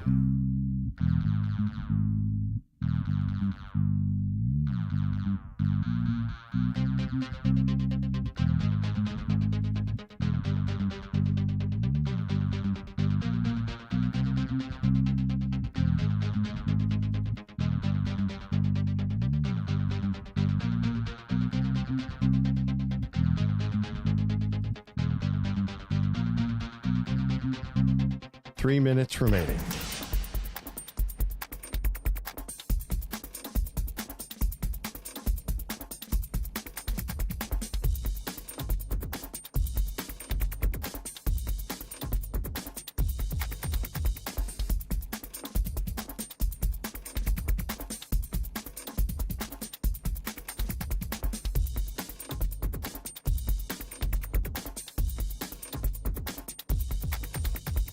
Two minutes, 30 seconds remaining.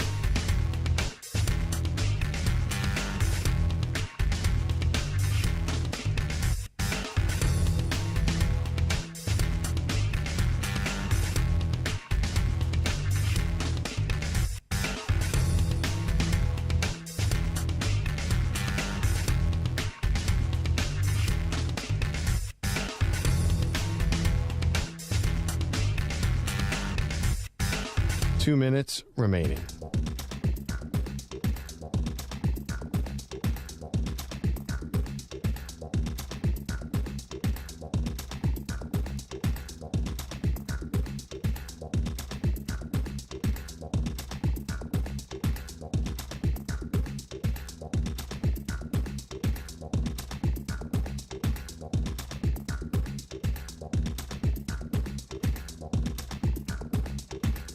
One minute, 30 seconds remaining.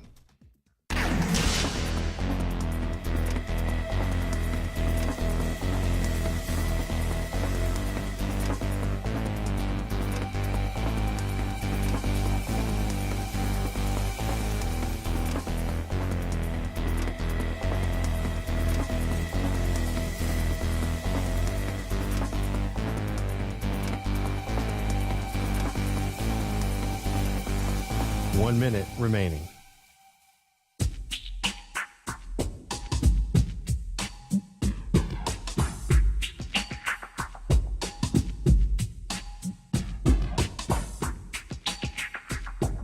Forty-five seconds remaining.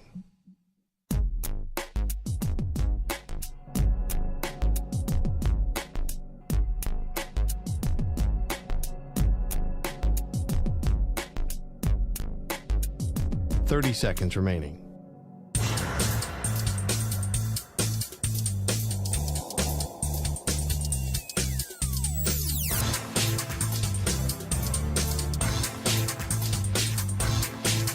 Fifteen seconds.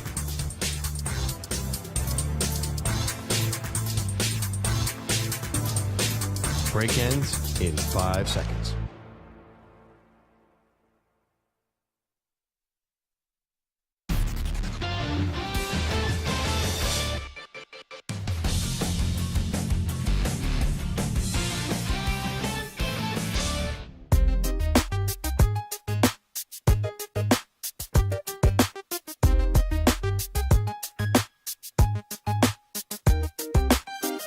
Listening to the Infinity Sports Network. I think if you're a sports fan, you know about the Heidi game, or at least you have some idea what it is. Jets, Raiders, back in 68, 69, 68, 69, something like that. Late 60s. And the Jets are up. You think the game's over. NBC switches away from their coverage of Jets and Raiders, and they put on Heidi. And the Raiders scored 2 touchdowns in like the final minute-ish of the game. And they end up winning the game, and most people did not see the epic comeback. That has been told. That story has been told for many years. Like, I wasn't even a thought back on November 17th, 1968. And that's something that, just being a sports fan, you get told about over and over and over again. Like nowadays, Stu, there's no way you would cut away from an NFL game and go to like a TV show or go to a film. It would be to cut away to go to another game. Like, that's happened before. If an out-of-market game is on, it's a blowout. You'll have someone from the studio say, all right, we're going to now take you to another stadium to give you a little bit more of a compelling game, just as long as there's no restrictions locally. But last night, I'm watching the Rangers game, and I'm going berserk, right? Right now, and like, the Rangers are so special to me because it's the one sport my father and I both share the same team. And in my lifetime, I just want to see the Rangers win the cup while my father is alive. Like, he's already seen them win the cup back in 94. From sports, that's his favorite sport. That was the one team he made sure I rooted for as a kid, were the Rangers. And like this, my uncle, crazy Ranger fan, my father, crazy Ranger fan, we have a family group chat just dedicated to the Rangers. And like, I'm not kidding how crazy that, like, in the preseason, my Uncle Kenny will be texting us about the preseason games and how he's already fed up with the team. Like, that's how nuts we are about the Rangers. So last night, I'm watching the game with a buddy of mine.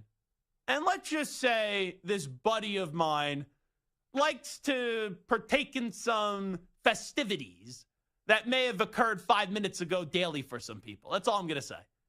And for whatever the reason is, even though he was in my apartment last night, I was allowing that person to control the remotes. Now, I have two TVs.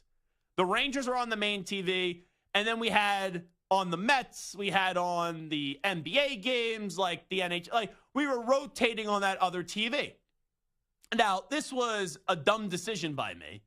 My apartment, I should be the one controlling the remotes, but I said you could control the remote for the other TV, and it was adjacent to the main remote for the other TV. So there's a few seconds left, or 50 seconds left, a minute left in the Rangers-Hurricanes game in regulation, and it's tied. The Rangers going on a power play. And out of nowhere, we'll play the audio in just a second, they shift, and I didn't know that this at the time, they shifted, it was an error by the production people, to the Stars-Avalanche game. And I don't usually lose my cool when I'm hanging out with my friends, but I turned to my buddy, and I'm like, how much of this did you smoke that you're now sitting on the remote and rooting this game? Like, get the channel back on. And he's like, I don't have the remote. I'm not sitting on the remote. The remote was actually on the table in front of us. So I'm like, what is ESPN doing? And I just had this fear that they were going to flash back or turn back to the game and the Rangers were going to lose even though they were going to the power play, which the crazy thing is the Rangers almost lost in regulation because the Hurricanes had two shorthanded opportunities. So let's listen up and hear how this sounded on ESPN last night as the Rangers are going on a power play with under a minute to go and some bozo working at ESPN pressed something or it was a hard out. Like, I don't know what was going on. And all of us got Stars and Avalanche for 15 seconds, but it felt like it was 4 hours. Listen up. This is the scene, and we are ready to go for a high-powered series in the Western Conference in the second round. With that, we say hello, and thanks for joining us. Alongside A.J. Malesko, I'm Mike Monaco. Leah Hextall joins us. Trocheck in the bumper position. I couldn't believe that when I was watching that. And you don't even get a second to process what was going on because there was just like fireworks going off in your brain.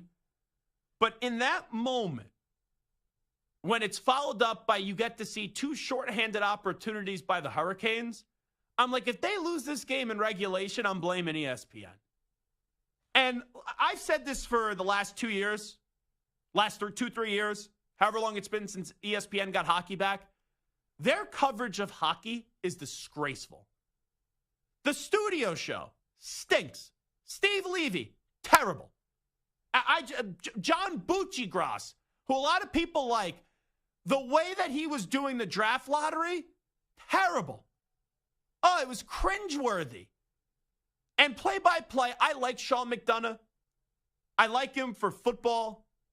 Hockey, he's improved. But Bob Wischusen is by far and away the best play-by-play guy for hockey that they have. He should be the number one, except it's McDonough. And the camera angles are disgraceful. Stop with this behind-the-net camera. Like, I'm watching the Sportsnet feed after the game. They have better angles. They have better announcers.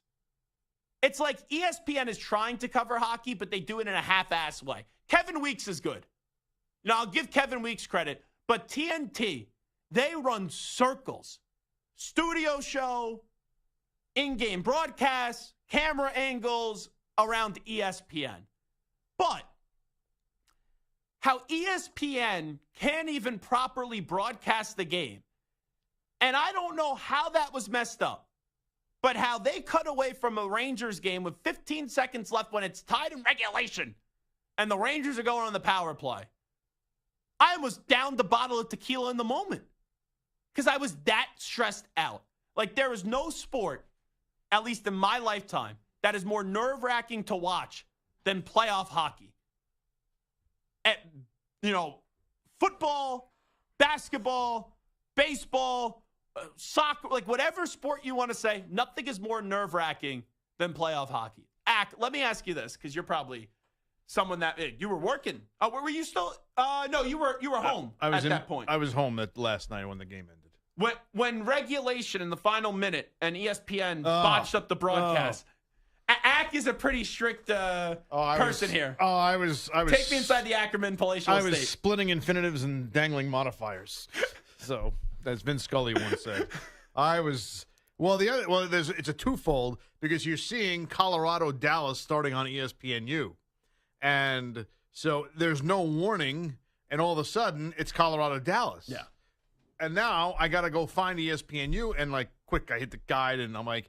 And it just doesn't, it's not like apparent, like right off the bat, which is ESPNU, and it obviously doesn't say, it didn't even say Stars Avalanche on there because that obviously was not supposed to be there. So I'm looking, and thankfully, I have the guide and it still has the screen in the top corner, but I'm looking and I'm like, what, you have no idea what's happening.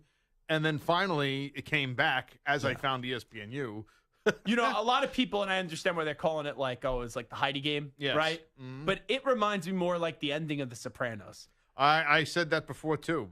Did you? Yeah. But when they fade to black, I thought my cable box went out, and last night I'm screaming at my buddy. I thought he was sitting on the remote, and he was just changing the channel, unintentionally. Like, my dad, he thought he was, he's walking around going crazy during these games, and he thought he stepped on the remote and changed the channel. And everyone had that moment.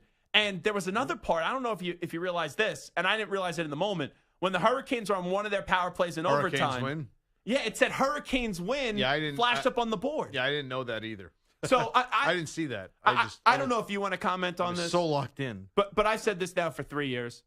ESPN does a terrible job producing hockey. I've said this before, and it's amazing because it's not like they haven't been in TV, and it's not like they haven't been in TV with hockey before. TNT is so much better. So I don't understand why they can't seem to get it right. The angles, I seen some of the highlights from Sportsnet today. Yeah. 10 times better than what ESPN has. They're in the same damn building. Yeah. And ESPN has a better setup. I would guarantee you that. Probably so. I don't understand why. How do you think that happened last night?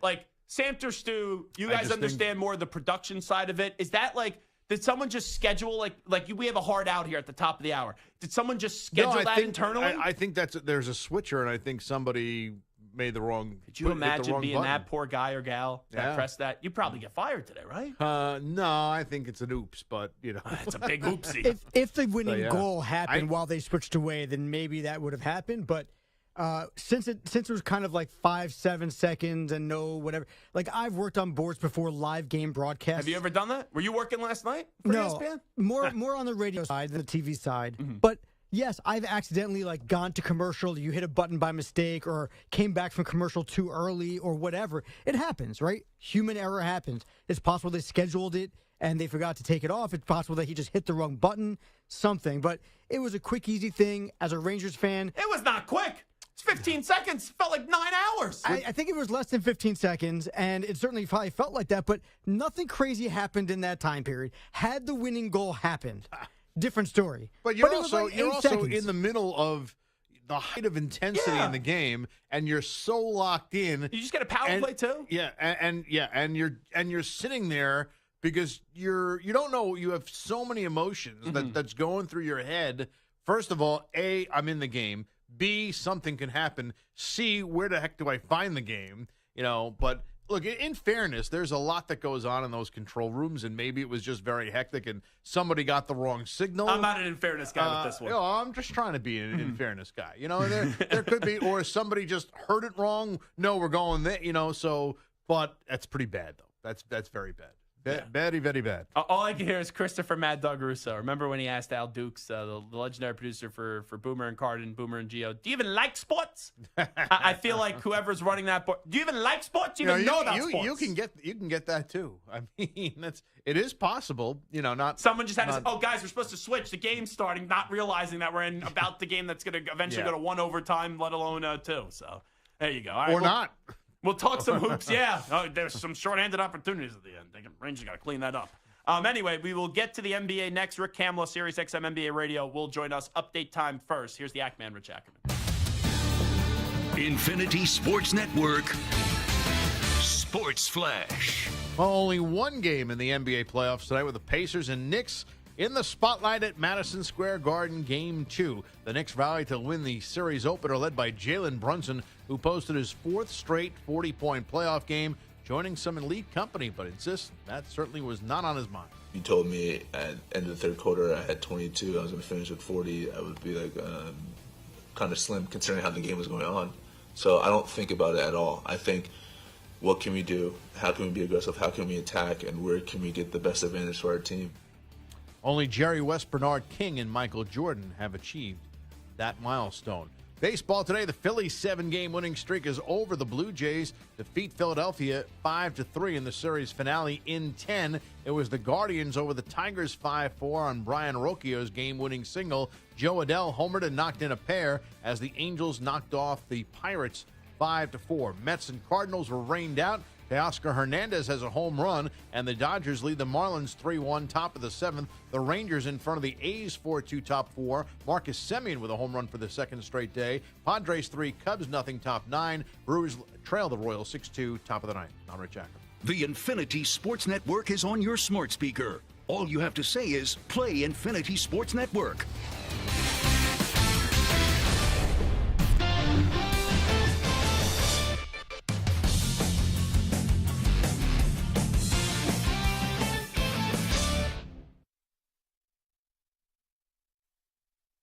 You're in a 5-minute break.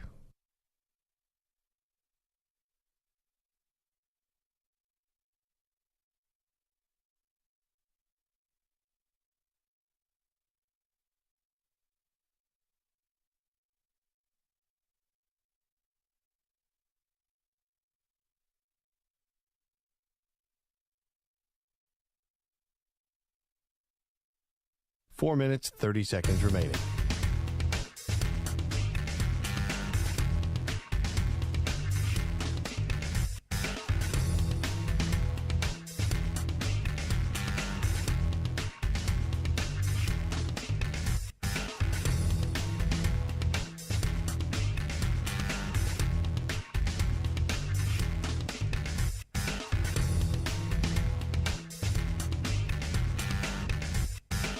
Four minutes remaining.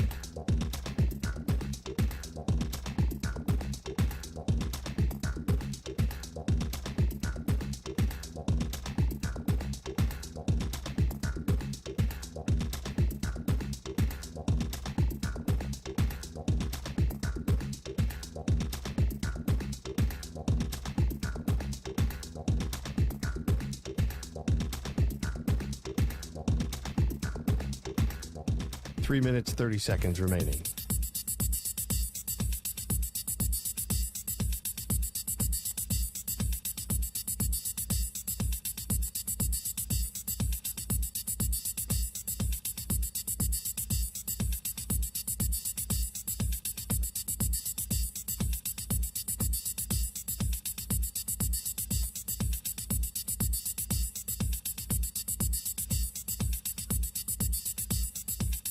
3 minutes remaining.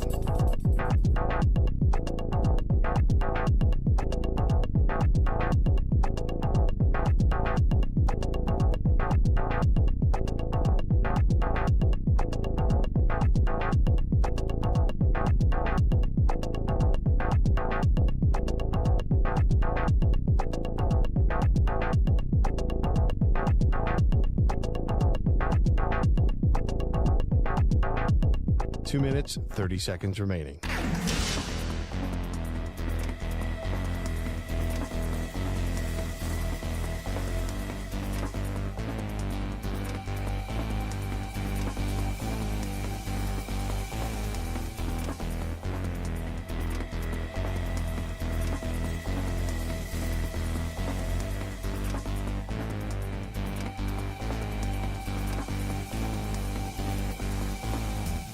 Two minutes remaining.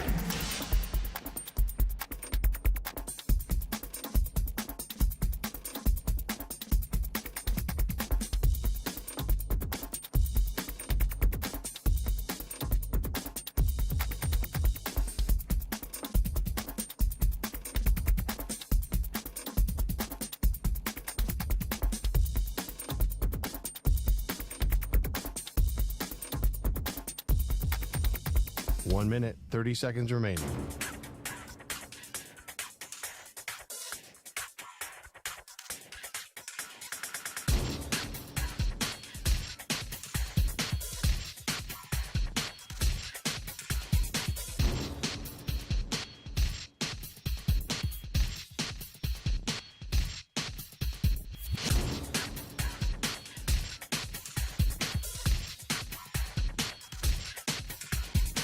One minute remaining.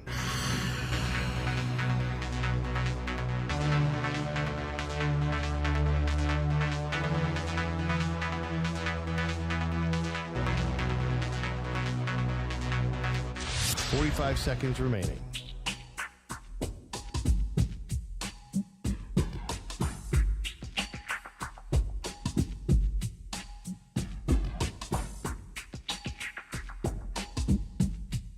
Thirty seconds remaining.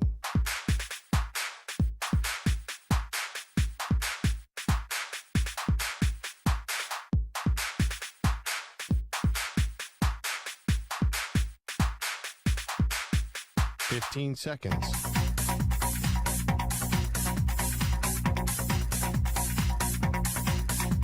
Break ends in 5 seconds.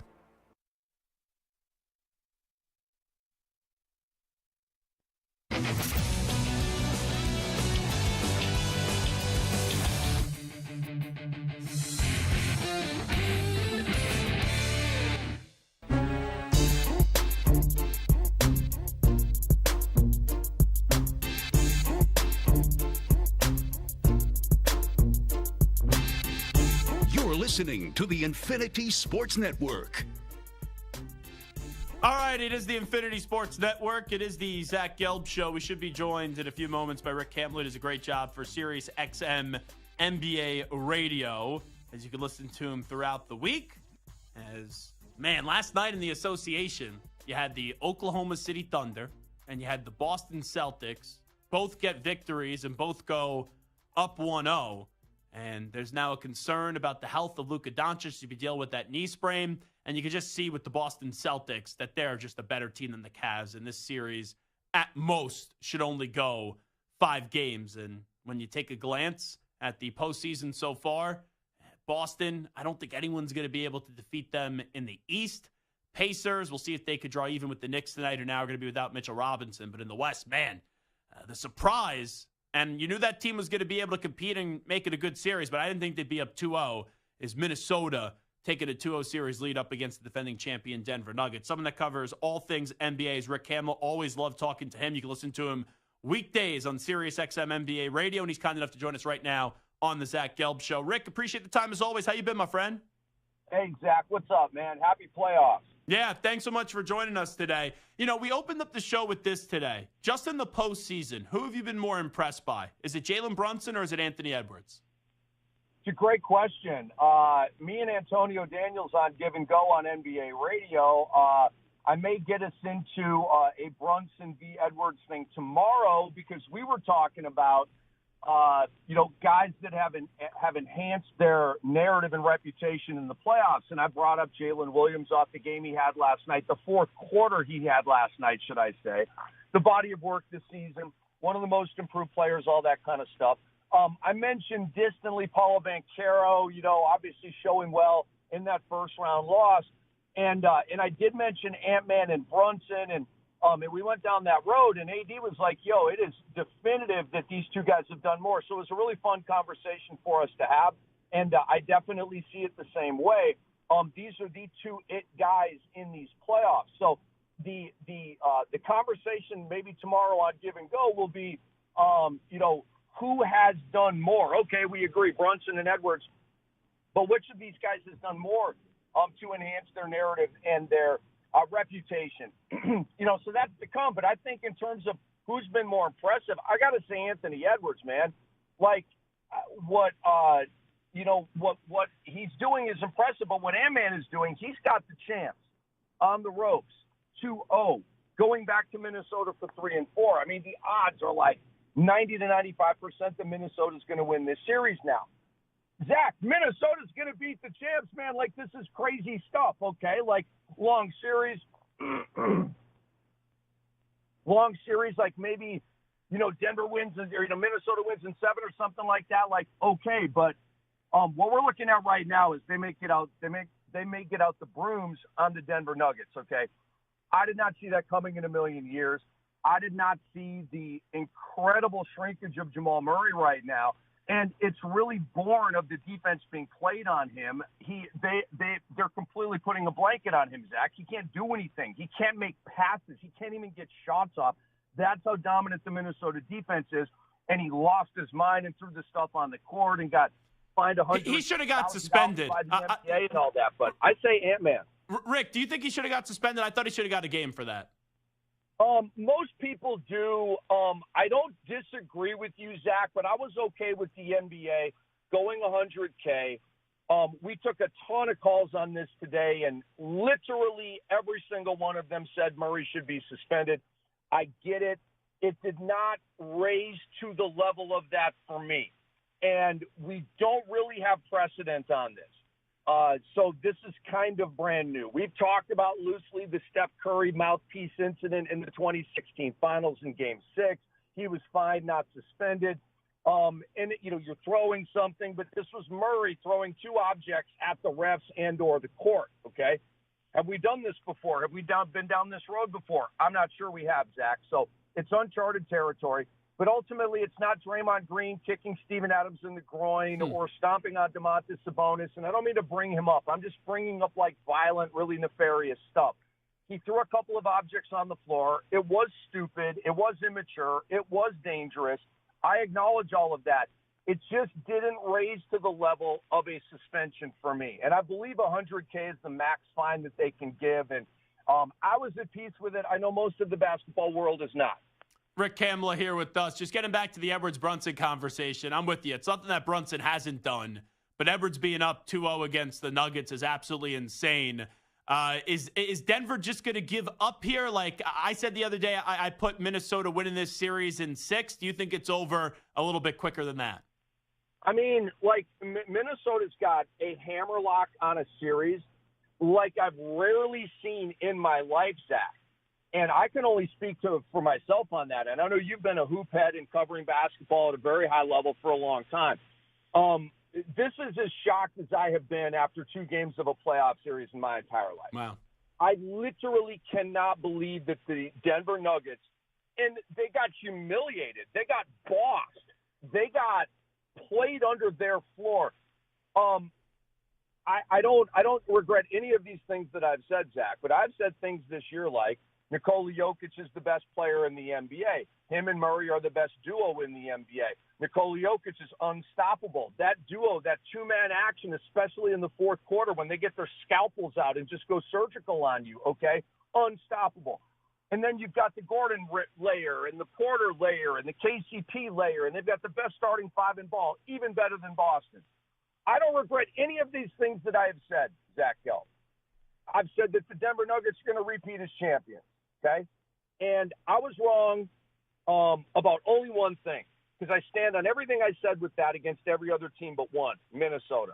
Because of the length, the activity, the motor, the overall motivation and dedication, like they're just on one, okay? Denver's running into a buzzsaw right now. They're running into a terrible matchup because they've got length to put on Jamal Murray.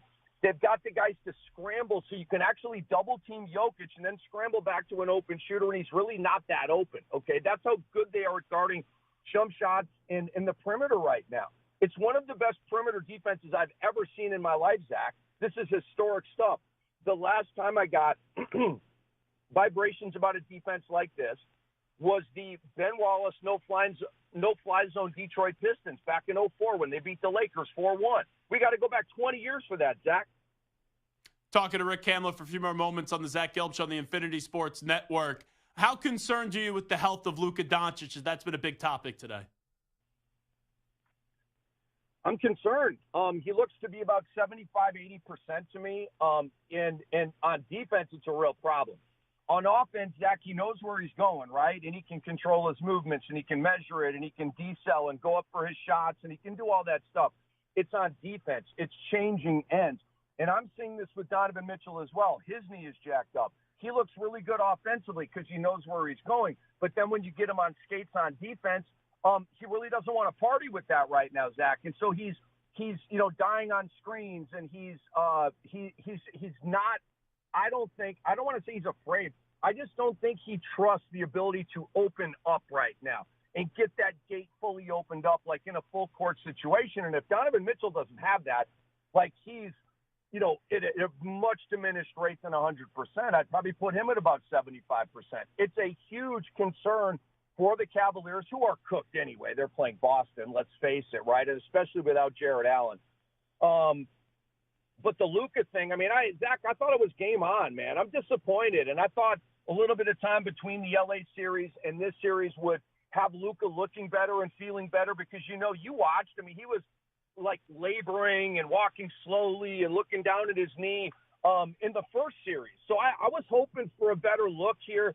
Frankly, he looked worse last night than he did in the Clippers series. So if you don't have Luka at full octane, you're not beating OKC, man. Yeah, I fully agree with you on that. Disappointed where it just looked like he didn't have any leverage or jump last night left in that knee. Wrap it up with Rick Kamla.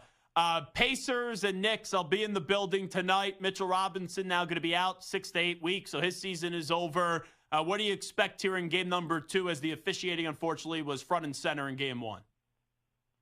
I anticipate a bounce back from Indiana. I really do. I think they're going to punch back tonight. I think Tyrese Halliburton's going to be terrific. He had a quote where he said, I thought playmaking was the right way to go, and I was wrong. So, I think he's going to be much more aggressive tonight, hunting 3 balls. What the Knicks have to look for is the initial action.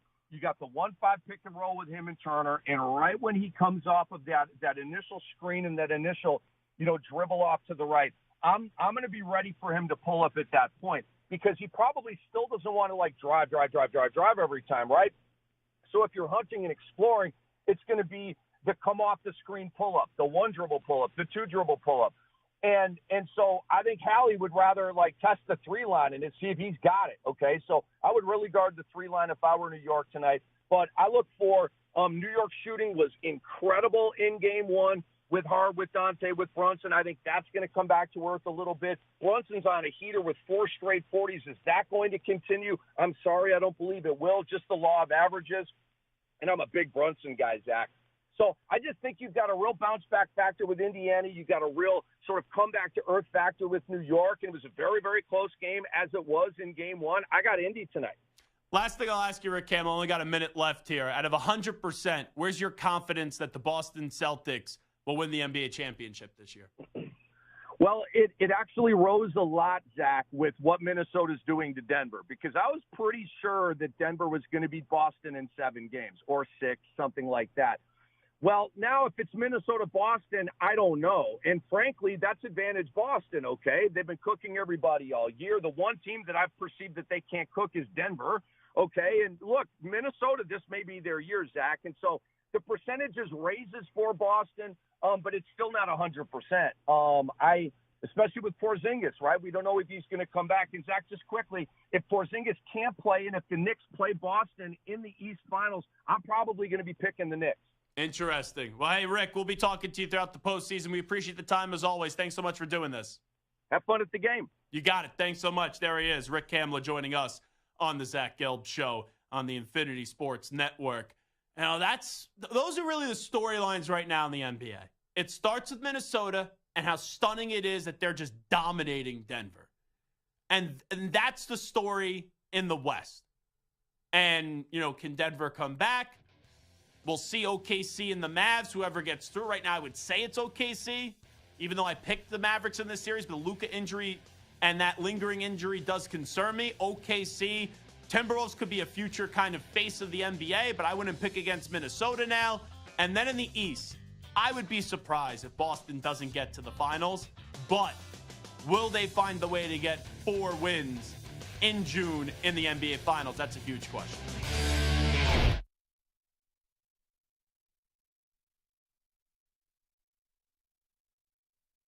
You're in a 5-minute break.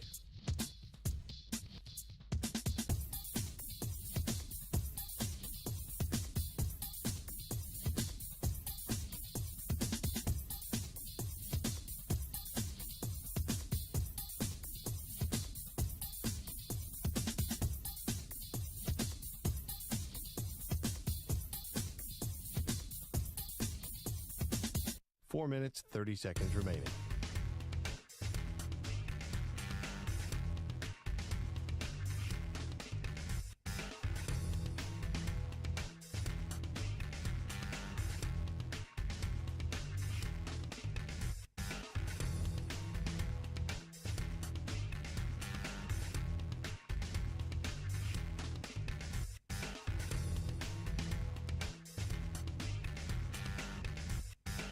Four minutes remaining.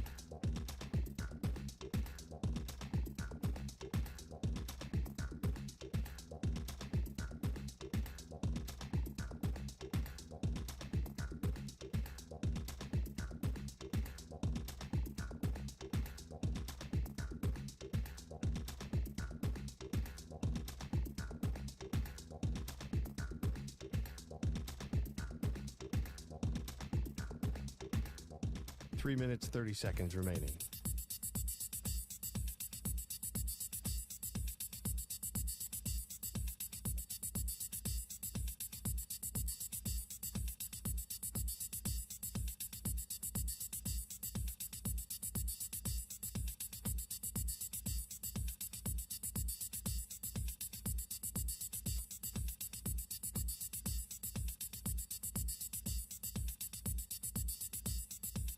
Three minutes remaining.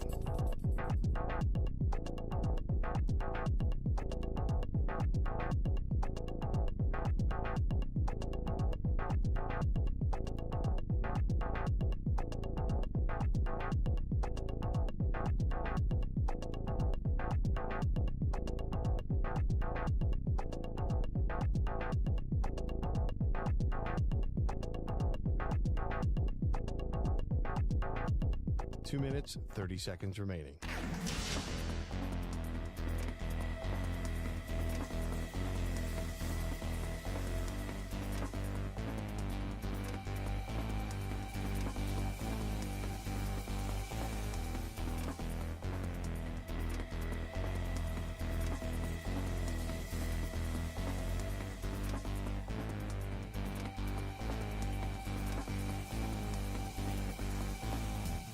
Two minutes remaining.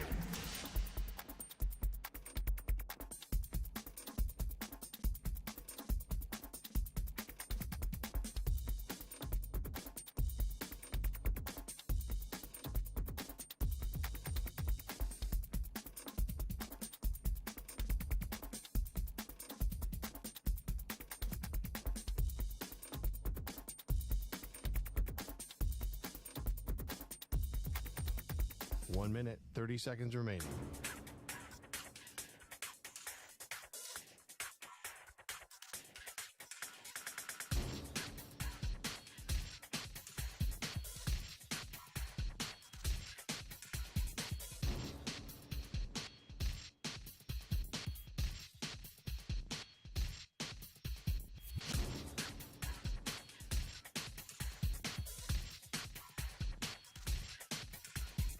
1 minute remaining.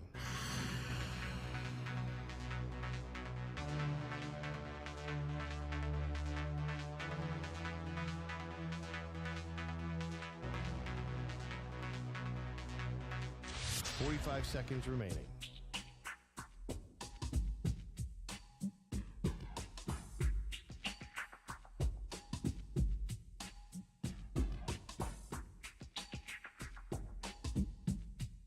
.30 seconds remaining.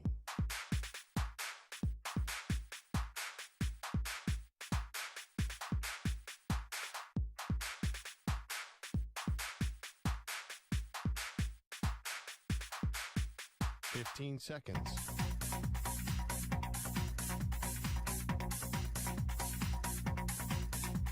Break ends in 5 seconds.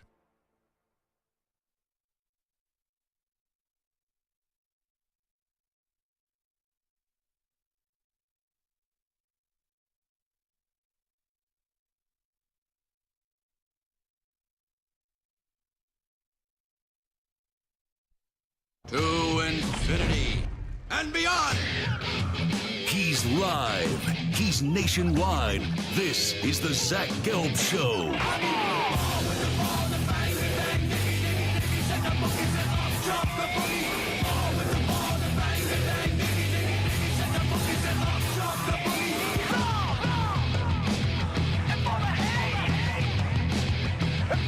Here's your host, Zach Gelb. Away we go, hour number 3 of our radio program. That's right, it is the Zach Gelb Show on the Infinity Sports Network. So Terrion Arnold ended up getting drafted out of Alabama by the Detroit Lions. I saw him do an interview today that's on social media.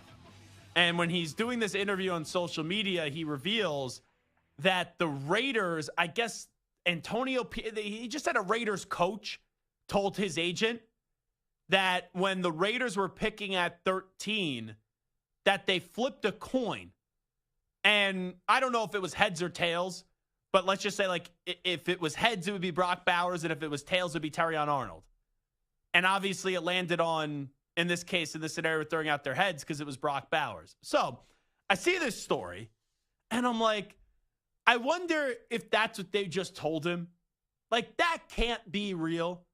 But there's one of a few franchises where you tell me they're 50-50 between a player, so they're just going to flip a coin and throw a coin up in the air.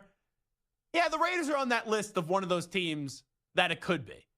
So, Stu, now knowing that your team was 50-50 interested in Terrion Arnold, and you could have had a new defensive back, would you rather had him or Brock Bowers? I'd rather have Bowers. I think Bowers is the best player on the board. I don't think they necessarily needed a corner. It wasn't like, oh, my God, they need a corner like they need a quarterback or offensive lineman.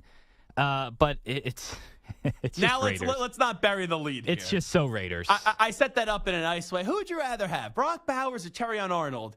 But when you hear your front office and your head football coach, someone's flipping a coin. Mark Davis is allowing them to flip a coin to decide who's going to be the 13th overall draft pick. The Stu reaction is what?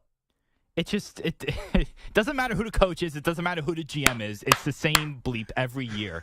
This is what I've dealt with for 20 years, just with a different coach, a different person. It doesn't matter. It's a joke. I'm not even, I mean, I'm mad, but I'm not even surprised anymore. This is just what you get from the Raiders consistently. You know what's going to happen now.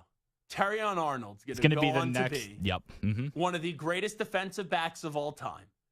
Brock Bowers is going to have a career that is just filled with injuries and disappointment.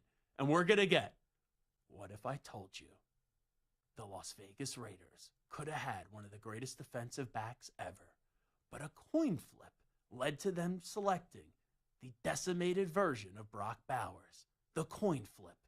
ESPN's 30 for 30 presents the coin flip featuring the Las Vegas Raiders. You know that's going to happen. Brock Bowers is now going to be a bum. He is going to be a bust. He is going to be terrible just because this is what happens to the Raiders. A flip of a coin. Like Brock Bowers, all things considered, Supposed to be a stud. That dude had one of the greatest college careers you've ever seen from a tight end. But how they go through see, that's the crazy part to me. You go through a scouting process, and everyone has their opinions. Whoever's running point, right? You would think it's Tom Telesco, right? He's the guy that gets the end of the day decision, the new general manager. How do you get to a point where you got to flip a coin? You're that undecided, you're that split, that's how you determine the decision. Like, could you imagine here if we had an idea at the Infinity Sports Network? Like, let's say, for example, there's a new job that's opened up as David Shepard is leaving the Bart Winkler show and he's just going to do the weekend overnights. And if you missed that announcement, Monday, 1 a.m. Eastern time, Shep gave like the greatest goodbye you've ever heard on the radio for a guy that's staying with the network and is just going from a producer to a host. But you like Shep did, and I'm not kidding, an 18-minute segment thanking I got thanked. DA got thanked. John Kincaid got thanked. Shake it up, Scotty Farrell. He obviously got thanked. Bart, JR, David Mayernick, Spike Eskin, our new boss who's been here for like 3 minutes, Ryan Hurley got thanked. If you know Shep, you got thanked in this 18-minute goodbye. Like when Mraz left the DA show, he was together basically as a co-host with DA for 10 years. He was leaving the network. Mraz had a tearful goodbye. Okay, I could live with that. Shep gave the most serious goodbye, and it was heartfelt.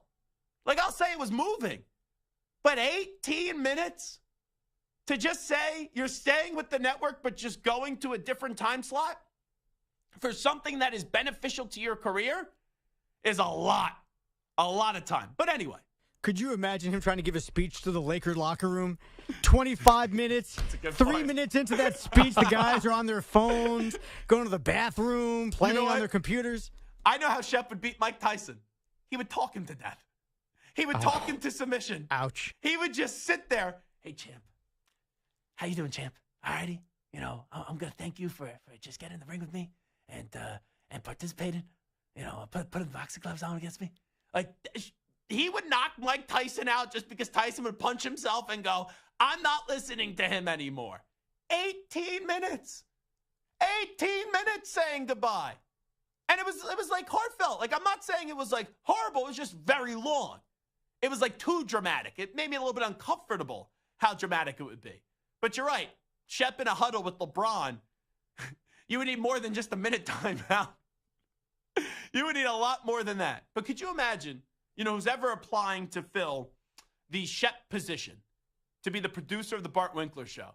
Could you imagine if our bosses, like David Mayernick, Ryan Hurley, Jeff Sotolano, Chris Olivero, I'm just throwing out 2 names. Like, let's just say they were between Pat Boyle and Carlos Ortiz. Could you imagine if they go, we can't make the decision. Let me get a coin. Heads or tails? You know, hold on. Say something for a second, guys. I see a coin just right over there. Just, I don't want the dead air on the ring. Oh, my God. It's just unbelievable. Raiders. You know, you guys I feel can like say Josh whatever you McDaniels want. Are you singing right now? I don't even know what you said. My headphones are now. I feel like we need Antonio Pierce and Josh McDaniels to come over here. They can flip the coin together. All right, heads or tails? Heads is Pat Boyle. Tails is Carlos Ortiz. Stu, let's see what it is. It's heads. Like, that's how the Raiders really... All righty, we got Brock Bowers. We got Terrion Arnold. Heads for Brock Bowers. All righty, it's heads. Boom. Like, I can't believe that's how the Raiders actually approach this. That's my football team, Zach. That's it right there. You guys are screwed. Like, even when you finally have positive momentum, people like Antonio Pierce. People like the way that team competed at the end of the season. Yeah, you know, Gardner Minshew's fine, but he's not your franchise quarterback. We're deciding first-round draft picks. First-round draft picks over a coin flip. You don't have an organization that has the cojones to make a decision based off their evaluation. We got to base it off a coin flip. Like, I'm sorry, Stu. That's That's just disgraceful. It is absolutely disgraceful. Like, that story, that can't be. I know it's the Raiders. That cannot be true. Also, let's say it is true, and it's bad enough that they do it. The fact that they told him that that's what happened and that's what they did is even dumber. Why would you divulge that to anybody? It's a phenomenal point. I think there's, like, things that we have all done in life that we are embarrassed about. To then tell the person involved with it, and then he broadcasts it for all of us to hear, just shows you. You could take Josh McDaniels out of the Raiders. You could get rid of some of these disgraceful people that they have employed, but they're still the damn Raiders at the end of the day. Samter, that's your buddy. That's your guy, Mark Davis, friend of Samter. That's the organization he's running. You know, next time we see Mark Davis, next time we go to Las Vegas, I'm taking a coin with me, and I'm hoping we run into Mark Davis. And if I see Mark, I'm just going to go up to him and flip that coin up in the air, catch it, put it on my hand, and go, oh, that's how your dumb organization decided to draft Brock Bowers, which is a fine pick. Nothing against the pick. But what's next? All righty. Is it Luke Getsy, right? He's the offensive coordinator of the Raiders? Sure is. All right, are we going to run or pass the football here? I'm not sure what we're going to do. All right, let's flip it. Oh, it's heads. We're going to run the football here. Are we going to decide to blitz here? Antonio Pierce, you can't make it. We got blitz or we're going to go prevent? Oh, we're going to blitz? Yeah. If it lands on tails, all right, we're blitzing. Like, what? That's what the Raiders are doing. I know it's the Raiders still. That story cannot be true. Maybe they just told Terrion Arnold because there was a scout that really liked him or an assistant coach that he hit it off with. Maybe he just wanted him to feel better. But if that is true, whoever flipped that coin and whoever's a part of that decision-making process deserves to be fired. And our boss, David Marinick, just ran up to the door, and he had a coin out, and he flipped the coin up into the air. You know, maybe David's going to be Tom Telesco in a few weeks. That maybe that's how we're going to decide who gets to produce for Bart Winkler. I kind of like this strategy now. We have a full-time opening here at the network. We're just going to flip a coin. We're going to be like a Raider. You know, Notre Dame play like a champion today. You just slap the sign. Flip a coin today like the Raiders. I can't believe that. That's the dumbest thing I've ever heard. And I know sometimes you say that in hyperbole. That's not hyperbole. You're making a damn decision off a coin flip. You know who it probably irritates too? You know who it definitely irritates? Hickey. Because Hickey was like leading the charge. Hickey, he digs his heels in so deep when he falls in love with a player that even though it doesn't logically make sense that a player could fall to someone, and I didn't think Brock Bowers was going to fall past, really 11 or 12. I know he ended up going 13, but not to the Colts at 14 or 15, wherever the Colts were. And Hickey digs his heels in so deep until he's proven to be wrong. Yep, I just went to Hickey's Twitter. He's seen this video. He's quote tweeted it. Here's the Hickey tweet. You gotta be bleeping me. The Colts could have drafted Brock Bowers if a coin landed on heads instead of tails. Fire whoever flipped that coin. And he tagged the Raiders. That's an all-timer. Really is an all-timer. All righty, Joe Burrow back on a practice field on Monday. Does anyone disagree that as long as Joe Burrow is healthy, and that's a big if, because Joe Burrow, 4 seasons, 2 of them has made the AFC title game, and in one of those 2 seasons, he advanced to a Super Bowl. The other 2, he has had season-ending injuries. Is anyone going to throw another team out there when we talk about chasing the Chiefs and trying to put a dent in this Chiefs dynasty? Is anyone going to argue? Does anyone want to throw out another team that they have more confidence in, that the Bengals aren't the team that gives us the best chance to derail or try to just prevent Kansas City from winning like 10 championships?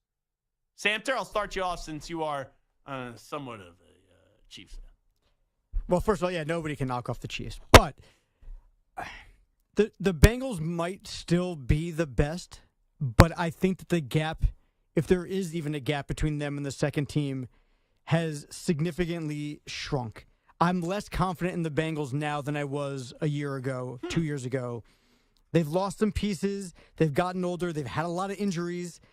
It just feels like the Bengals are, on paper, they're still there, but it just feels like they've kind of taken a few steps backwards. I haven't seen them improve. The Ravens, I still have faith in. Even Wait. You have more faith in the Ravens than the Bengals? I think the Ravens are a better team. I just don't trust them in the playoffs. I just don't trust them in the playoffs. The Bills have taken a step back. The Texans, I might trust more. Say it again? They're on the rise. Yeah. Texans. So I don't know if anyone has caught the Bengals per se, but I have significantly less faith in the Bengals to overtake the Chiefs now than I did last year or even 2 years ago. So who's your answer? I'm going to say the Bengals, okay, now but hesitantly. Now take the Bengals out of it, let's just say. Let's say Burrow gets hurt again. Who's the team that you trust the most? It's weird to say, but I think it's going to be the Texans. Okay. Either the Texans or the Ravens. And honestly, doesn't have to be the AFC, by the way. Yeah, and I'm just saying, it doesn't have to be the AFC. It's just team in football. Oh, then the 49ers, 100%. Yeah, absolutely the 49ers. Even though the 49ers have choked 2 games away because up against the Chiefs. At the end of the day, the 49ers, for the most part, were the better team for most of those games, and then they just choked it away. I have faith that the 49ers, they're just good enough, and they haven't lost anybody. If anything, they're gaining pieces. I think the 49ers are still the team. Stu? Way more so than the Bengals.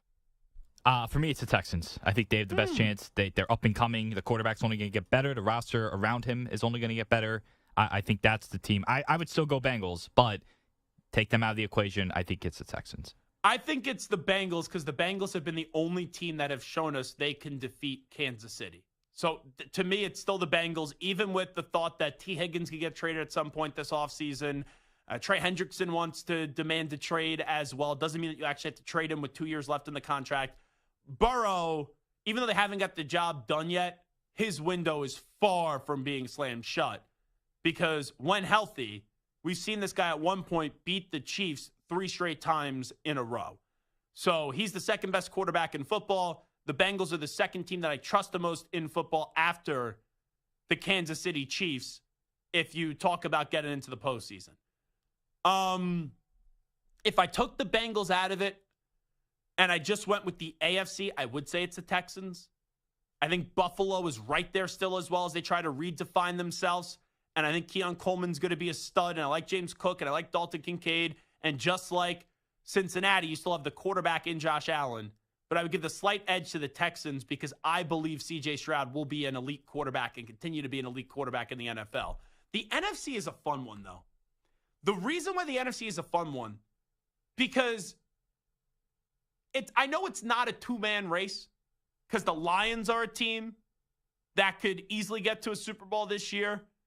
The Eagles are going to, I think, bounce back this year. And the 49ers, I just wonder how many years can they keep on having these great runs before it catches up to them? That's a concern that I have. But like right now, those are the only 3 teams in the NFC I could see getting to the Super Bowl. Lions, Niners, and the Eagles. I'll agree with Samter. I don't like doing that, but I'll agree with Samter. I would take the 49ers in the NFC right now. You don't think the Packers have a shot at the Super Bowl? I would add them as a fourth team. I think the Packers are on the rise. I just, Stroud was so great in year 1 with the Texans. Love had some good moments at the end of the season, a little bit of a bumpy start.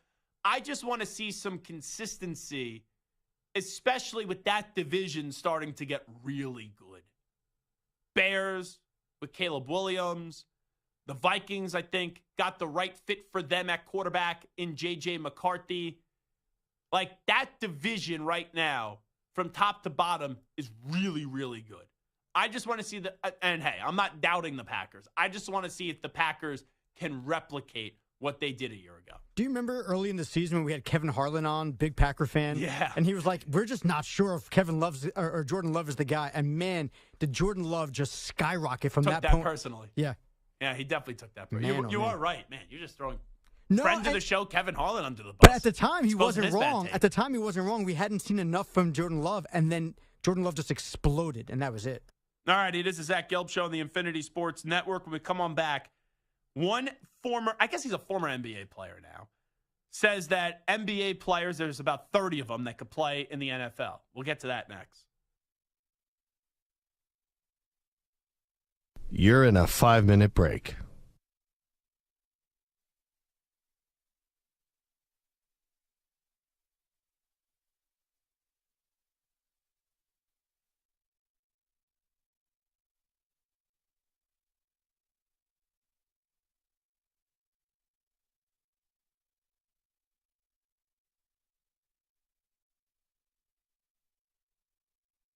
Four minutes, 30 seconds remaining.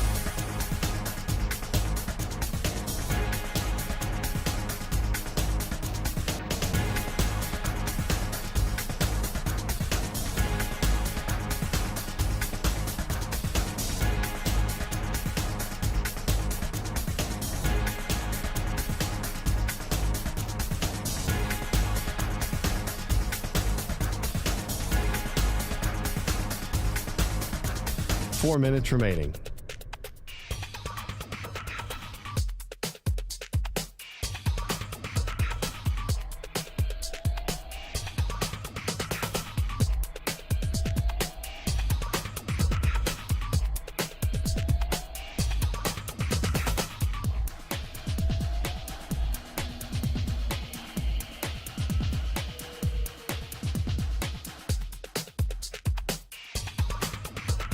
Three minutes, 30 seconds remaining.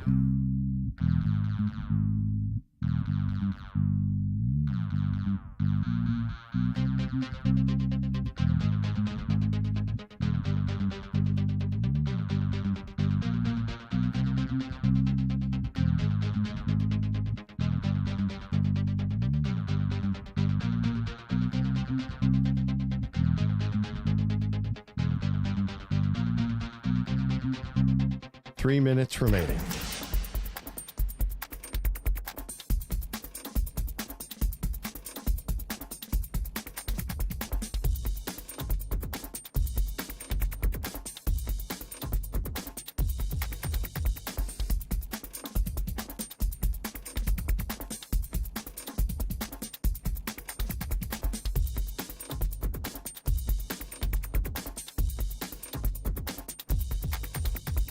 Two minutes, 30 seconds remaining.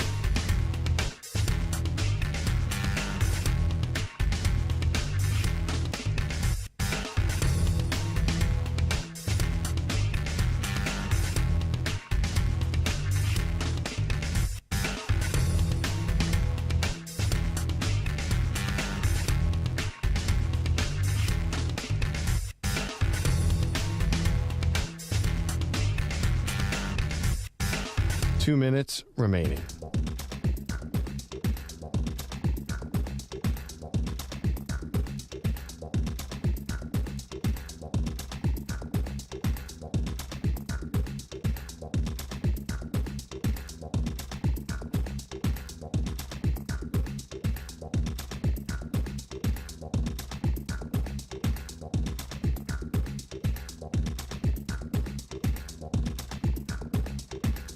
One minute, 30 seconds remaining.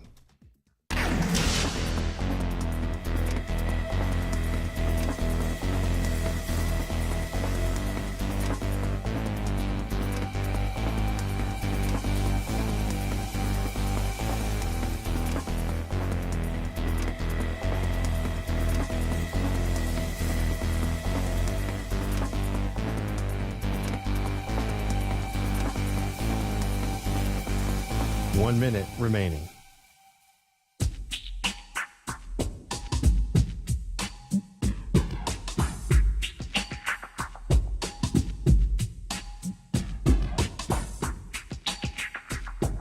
.45 seconds remaining.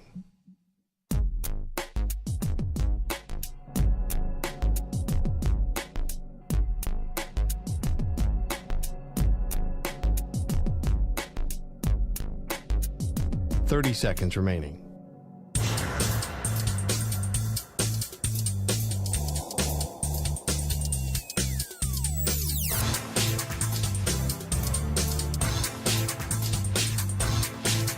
Fifteen seconds.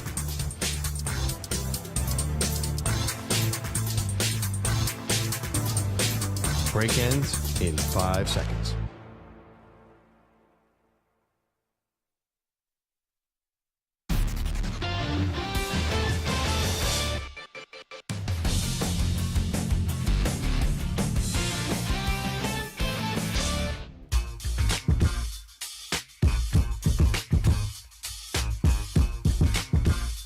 You're listening to the Infinity Sports Network. I'm actually kind of concerned. So tonight I'm going to the Knicks-Pacers game. I got invited by a buddy of mine who has great season tickets. He is one row behind the Knicks bench. So very happy that he's taking me to the game tonight. I told Anthony Gallo this because he's a big Knicks fan who works here. And he told Cap right away, Andrew Kaplan. And Kaplan texted me and saying, you sitting one row behind the Knicks bench sounds amazing. There's a lot of things that I could probably do with that from a social media perspective. So maybe it's like going to be like a Where's Gelbo tonight, kind of a Where's Waldo situation. If you see me on the television tonight, let me know how I'm looking. We already had that when we were asking Travis Kelce questions during Super Bowl media night. Oh, that is true. When you're right. Yeah, When we ended up on the back page of the New York Post. Yeah. Yeah. You see Gelb and Samter. Well, it was much harder to find me because, you at least stand out. You're a little bit crowd. shorter than me. Yeah. Mm-hmm. Well, when are you changing your Twitter name, by the way? Never. Never? It's Big Mike CBS? Yeah. Even though we're now Infinity? I was Big Mike CBS before I even joined CBS Sports Radio. So it has nothing to do with CBS? No, as I told you, it Can't is... block shots? There you go. So there's something else to this, is what you're saying. It has nothing to do with CBS? Has nothing to do with CBS. Huh. We got to investigate this. So when I started working for CBS, it was kind of a boom for me. It kind of just worked. It worked. Okay. Well, good for you then. Well, maybe bad for you. Is this like an inside joke with you and your buddies that we're just not made aware of? We're not privy of? It may or may not be. Okay. Do people, let me just ask one more question, and then I'll get to the phones, 855-212-4227, Ted in Illinois, I'll get to you in a second. Do the people that used to work with in Arizona know the story behind this? A couple might. John Gambador know the story to this? Doubtful. Okay. Anyone that I met when we were in Arizona know the story to this? No. Okay. Don't think so. Not even that gal that you sold the house to that your friends with used to... Oh, no, she would know. Oh, she would know. Yeah, she would know. What's her name again? Melissa. Yes. So I have to contact Melissa. I have to get Melissa's digits from you and ask her this story? I mean, you should have gotten the digits while we're out in Arizona. 855-212-4227. Let's go to Ted in Illinois. He's next up on the Zach Gelb Show. Ted, what's shaking? Not much. What are you guys doing? Just hosting a radio show here until 6. Appreciate it. Hey, guys, don't sleep on the Rams. And I'm not saying they're going to make the Super Bowl. What I am going to say is we made some nice choices in the draft. We've got a tandem of running backs now. We've got an offensive line that's shaping up. We brought back Williams. We added White to our secondary. And the guy from Washington, forgive me, I can't remember his name. He's a stud, too. I know we lost Aaron Donald, but Kobe Turner's up and coming. We added some nice other pieces to that defensive line. Yeah, Verse and Fisk. I thought that was a tremendous draft that you guys had, getting the Florida State connection with Jared Verse and Braden Fisk. Don't forget how good Matthew Stafford was in that Super Bowl run 3 or 4 years ago. He's the best quarterback right now in the NFC.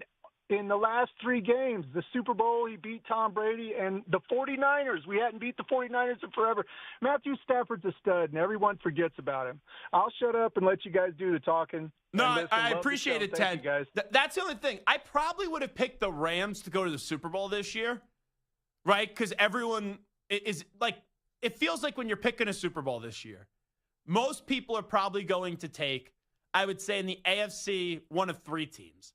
The Chiefs, the Bengals, and I guess the sexy fun one would be the Texans. In the NFC, I think it's only going to be 3 teams. it's going to be a lot of people taking the 49ers, a lot of people taking the Eagles, a lot of people taking the Lions. Like the fun fourth team before the Donald injury, maybe the Donald retirement, I probably would have taken the Rams. I probably would have. But once Donald retires, it's just like, I'm then out on the Rams. Like the Rams should still be a double-digit win team. They should be the second best team in the NFC West. Is it inconceivable for them to win the division? No, it's not. I would still take the 49ers. But that's just, with losing Donald, it makes me just say, okay, I got to just take a step back. But Stafford, I agree. Right? Like he's the quarterback in the NFC that I trust the most heading into this season. And I like their draft, getting Blake Corum, Braden Fisk, and also drafting Jared Verse in the first round as well. Okay, let's get to Austin Rivers. He was on the Pat McAfee show, and he was talking about NBA players in the NFL. Where the best athletes in the world are, that's us. I could take 30 players right now in the NBA and throw them in the NFL. You cannot take 30 NFL players and put them in the NBA. It's because you're only allowed 5 on the court. Let's all relax. It's because you're going to break every play. All you got to do is catch the ball and run north or south. Listen, our sport, it ain't complex. Our sport's better. The NFL is better than the NBA. I think if you tried to transition someone from the NFL to the NBA or the NBA to the NFL, I do think it's easier to go from the NBA to the NFL rather than the NFL to the NBA.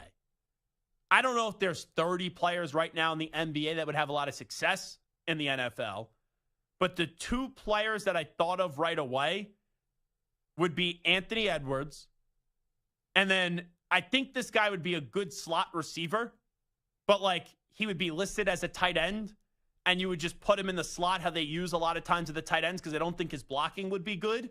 But LeBron James. You put LeBron James, not have him block a lot. Now, he gets hit. He may be out for a season, or at least be flopping and be doing a lot of crying. But those are the 2 players that I thought of right now. Anthony Edwards, and I know it may be a little bit past his time, but LeBron James. And LeBron was a great football player until he went full-time with basketball. Stu, Samter, you guys got some names, NBA players that if like we could say they go play in the NFL for a few months, you would like to see it happen? Yeah, I got a couple. This is a guy who I don't really like as an NBA player, but he's great on the court, and I think he'd be really good as a DB or a wide receiver. Kyrie Irving. He's so shifty and so quick laterally, back and forth. I think Kyrie would be great as a slot receiver or like a corner. And then you talk about, LeBron as a tight end. What about Zion as a tight end, more a like defensive a left tackle, end? honestly. Maybe even a left tackle, honestly. Zion, maybe if he's beefed up or if he's slimmed down, Gets he can hurt certainly too much, be. though. Yeah.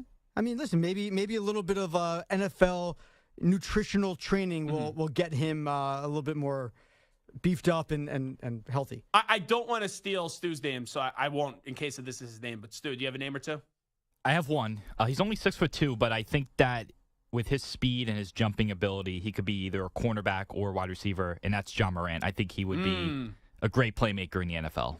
Yeah, I could see more of a cornerback, and 6'2" for a corner is pretty damn big for an NFL cornerback. I could see more cornerback.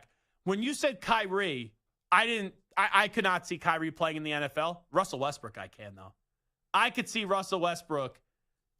Remember how Jabril Peppers was at Michigan? And I know he ended up getting drafted to be a defensive player, but he did play on the offensive side of the ball. I could see that being like a Russell Westbrook where he'd be a defensive back but could play both ways, and then you could just goal line situations, just hand it off to him.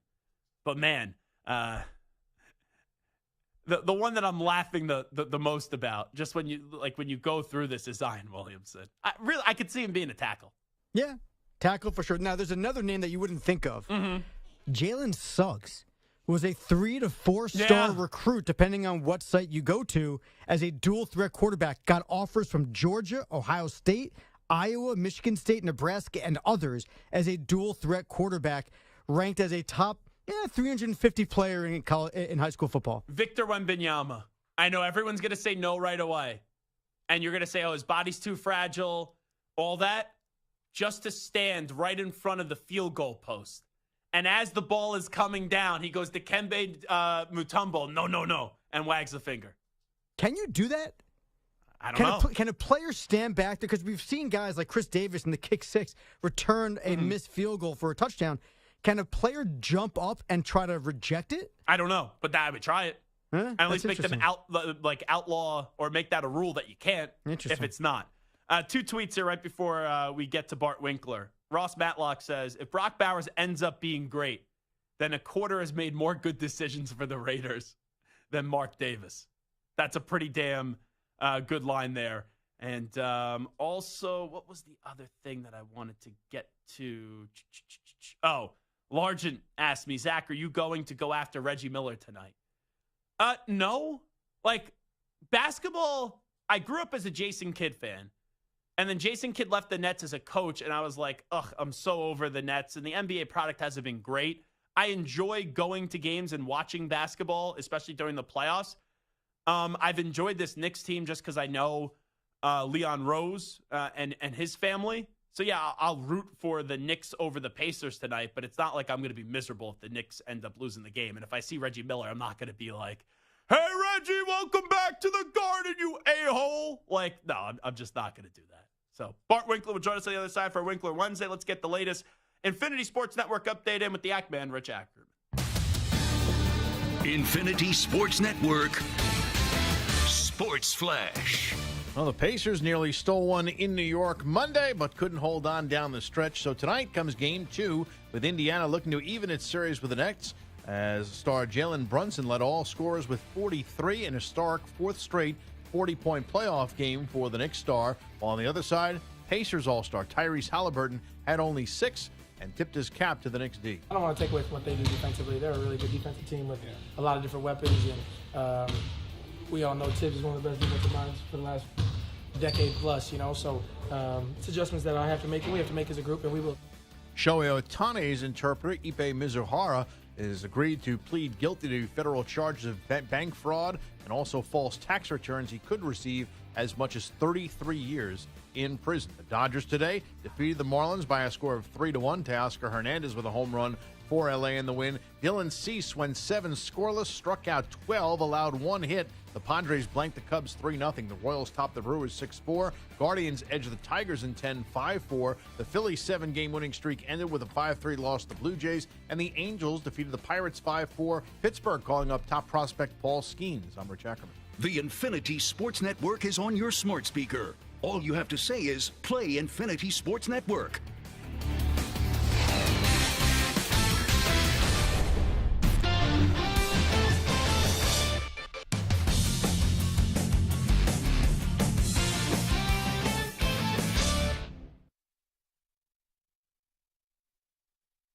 You're in a 5-minute break.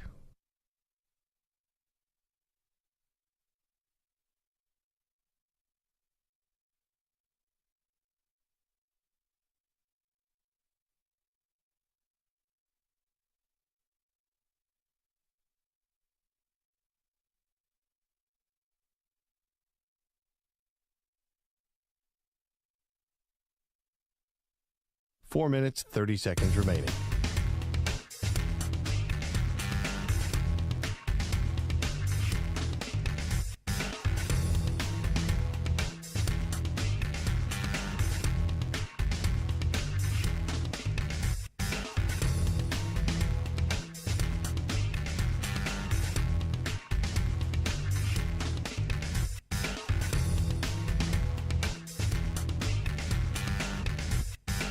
Four minutes remaining.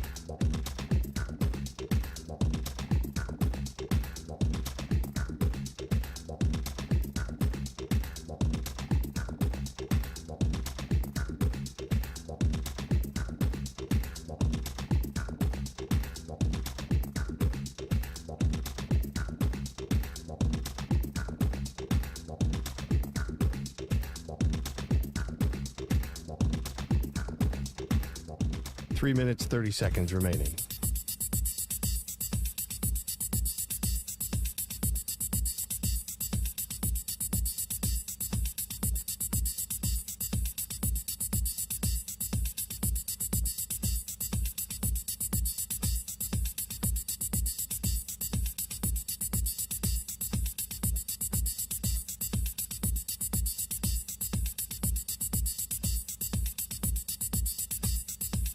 3 minutes remaining.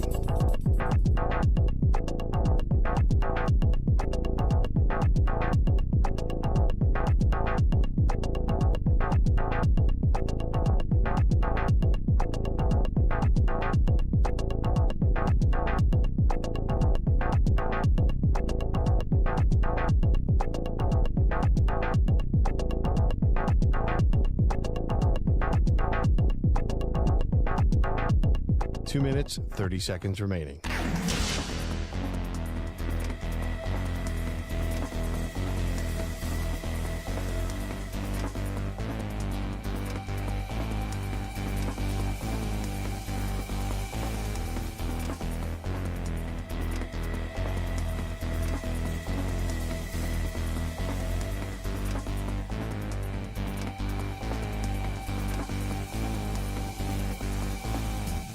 Two minutes remaining.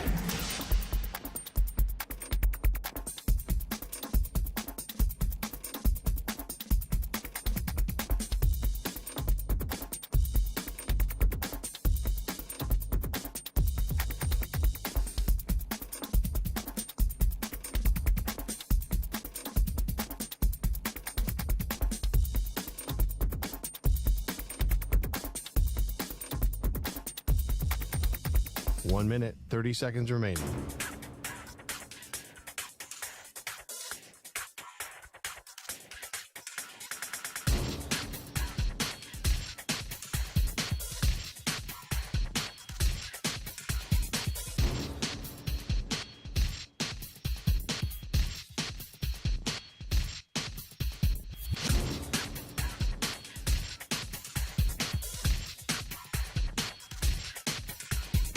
One minute remaining.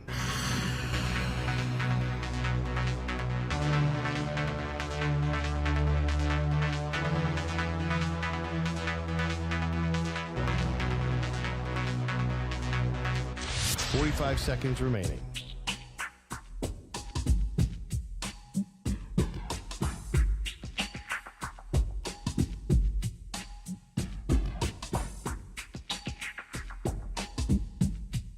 Thirty seconds remaining.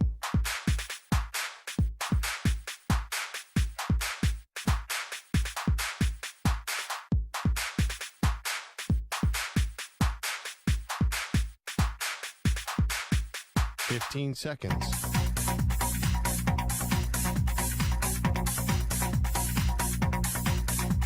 Break ends in 5 seconds.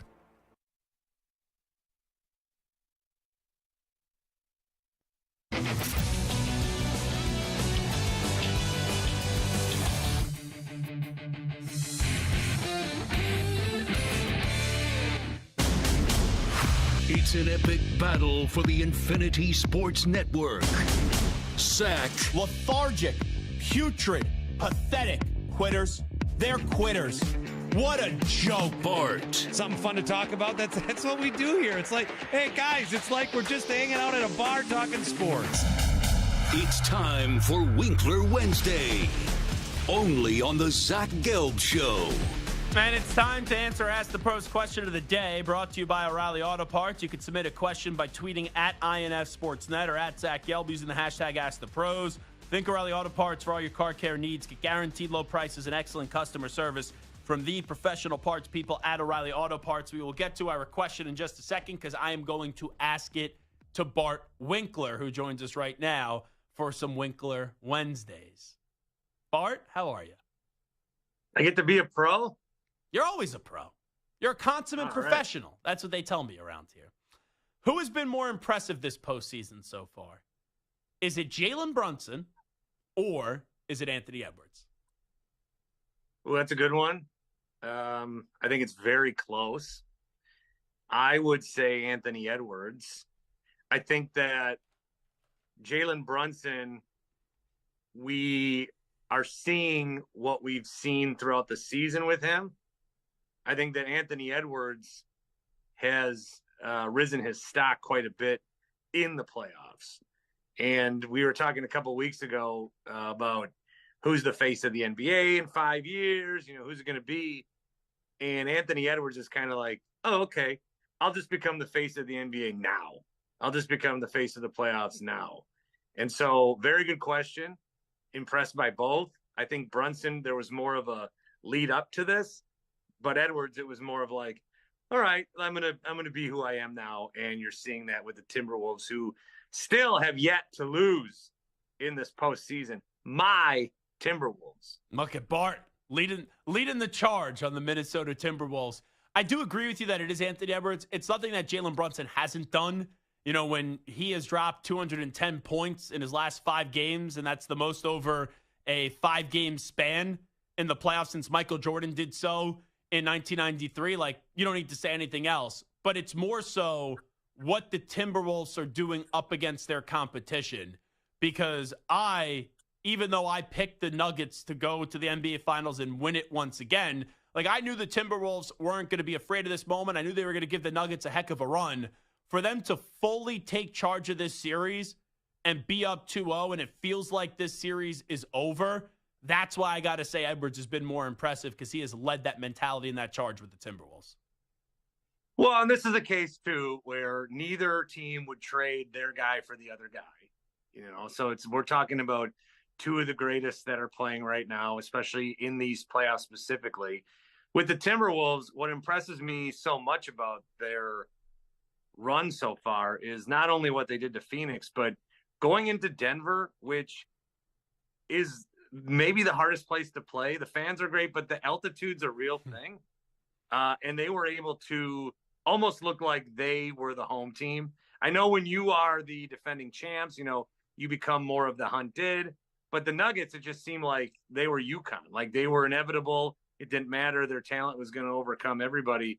And the Minnesota Timberwolves more hungry, taking it to them, making Nikola Jokic like, what is he going to get, the MVP here in an hour and a half or something? Yeah. That's going to be spoiled a little bit because absolutely. of how bad the Timberwolves have made him look, especially defensively. So there's going to be more conversation. I'm going to talk about it tonight. Like, okay, what are we really doing with this guy? Because this is a guy who has looked human because of what the Timberwolves did to him. And so but now let me you're ask you going this, home. Bart. Do you think that's just a problem with what we do? Like, this guy is going to win 3 MVPs by the end of tonight. He already has an NBA championship. He already has a finals MVP. Like, you've dealt with this with Giannis also. It's like Giannis was questioned. Giannis came through. And now, since the Bucks haven't been able to replicate it, it's like, how great is Giannis or how great is Nikola Jokic? Those are still the 2 best players in the NBA. I'm not like Anthony Edwards going to be the face of the NBA moving forward, but I would still say Nikola Jokic and Giannis Antetokounmpo, pound for pound, are the 2 best players in the NBA. There's no reason why, and without the backlash last year to get him 3 times in a row, like Nikola Jokic is one of the best players in the league. He should not have been the MVP 3 of the last 4 seasons. Why? I don't think that he should have. There's too many other guys in that category. For Giannis not to get one in the last 4 years is ridiculous. Luka's my MVP this year. And then do we not care about, and I know I just said Luka, but do we not care about defense? All we do is look at these stats and look at these net ratings and all these other things that nerds invented to make themselves feel good about voting for Jokic all this time. This guy never plays with his second unit. They only play him with the starters. They fabricate his stats for dumb arguments like this. All right. Go get Nikola Jokic. You don't actually. He's very good. No, this is, I live in this territory where the territory is something is good or something is bad. Okay. But we always make it seem like it's the most bad or the most good. Nikola Jokic is so good, dude. There's things he does that no one can do. You just called him a stat patter a second ago. The Nuggets are stat padding him. Oh, stop it. He is so good. He is not 3 MVP in 4 years good, though. Why not? Because there's too many other guys. But he's the one guy that up until game 2, he was the one guy that's unstoppable. Unstoppable, everyone would agree. But unless I just take like a week off of knowing things, this is how the MVP race went this year. Oh, it should be Nikola Jokic because it just should be. Okay. Then for a month, Stephen A. Smith is like, Tatum's the best player on the best team. And we're all like, oh, yes, King Stephen. It's Tatum. And then he sucks when we anoint him. Tatum's like, nah, fam. Choked a big lead. Had 2 of those games. Yeah. And then everyone's like, oh, well, Luka and SGA and even Giannis have the same compelling arguments. And then everyone goes, let's just give it to Jokic. We're already going to anyway. No, I don't think they're just giving it to Jokic. It's no one really significantly separated themselves. So when you're the most consistently great player in the NBA, in a year where no one really took it by, took the baton and ran away with it, that's how he's going to win it. Like if I was voting and I don't have a vote, my vote would have been between SGA and Jalen Brunson. If you're going to go by the definition of most valuable to their team, which a lot of people don't do. I would have gone with Shai Gilgeous-Alexander or Jalen Brunson. Or Luka. Or Giannis. I don't. Or Giannis. Did you just say or Giannis? Keep trying to slip Giannis in here. We know. He's getting married. Is he really? Are you invited to the LeBron's wedding? Going to the wedding. Yeah. Are you invited to the wedding? No. That's a disgrace. You should be invited to the wedding. Well, I did not check my mail yet today. Oh, okay. I would not hold your breath.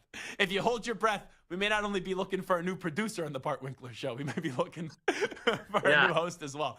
I know you were busy today, but we have determined how we're going to select a new producer for your show. Would you like to hear it? Yes, please. So the Raiders drafted Brock Bowers because they were between Brock Bowers and Terrion Arnold, and they flipped a coin. That's what Terrion Arnold said. And I guess it landed on whatever side Brock Bowers was supposed to be, heads or tails. I think we should narrow down the candidates and get it down to 2. And, I'm just going to throw 2 names out here. Pat Boyle and Carlos Ortiz. We'll put one on heads, one on tails. And whoever it lands on, that's how we determine who your next producer is going to be. How about they just both get hired and I do even less work? I think that could be a financial issue. I'm just going to go out on a limb that they're not going to give you 2 producers on your extravaganza. Well, no, take one salary, give them half. Oh, yeah. Take take the producer salary, flip a coin for aesthetics, give each of them 40%, and then give the other 20% to me. So that's real nice. You're going to make them split a producer salary, 40%, and then have big bucks Bart still get 20% of that. Big bucks Bart. The first 15 years I was in this business, I made a combined $200,000 in 10 years. Bart Winkler here with us. When's the windfall coming? Yeah. When's the payoff coming? Gee. I just hope that there's not a day where we annoy you so much in this segment where you end up ripping off your shirt and just going nuts and start screaming into the camera. I just hope that doesn't happen. I feel like today when I come on your show, at least I'm buttoned up. I'm not prank calling like it's 1992. Oh, by the way, that was good. I'm surprised you didn't realize it, but I got Shep pretty damn good. And my favorite part is when I called Shep and he still didn't believe that I was Alex or AJ in Milwaukee. I like that you're like, my dad knew it was me. Yeah. Of course, it's your dad. I don't know. I played it for him. He goes, well, who are these 2 idiots? He goes, how do they not know that that's you? He goes, it obviously sounds like you. By the way. Because we're always just on high alert for Zach Gelb to prank call us. I just have a random question. You think it's time for Giannis and the Bucks to just have an inevitable split? It feels like it's time. I mean, I've been saying that for the last 4 years. Get him out of here and make Milwaukee suck again. I'm tired of this expectations. I want to be battling for the 8th seed like the good old days growing up. That was in The Athletic, right? Where that garbage was? Or was it somewhere else? No, that was in The Ringer. Oh, The Ringer. Okay, so I apologize. Which is just 15 people, writing to appease Lord Simmons. Yeah, well, that's what I was originally going to get you going when I was going to call in on that. That's what I was originally going to get you wild about was the whole Giannis trade with the Ringer article. And then when Shep says he could coach the Lakers, come on, what are we doing here? I would like to see it. I'll just say that. I would like to see it happen. I would like to see it happen, too. I would also like to see it happen before the Tyson fight that he's going to go up against. Because if he actually fights Mike Tyson, unless if he talks him to death, Mike Tyson's going to just murder David Shepard. I would like to see.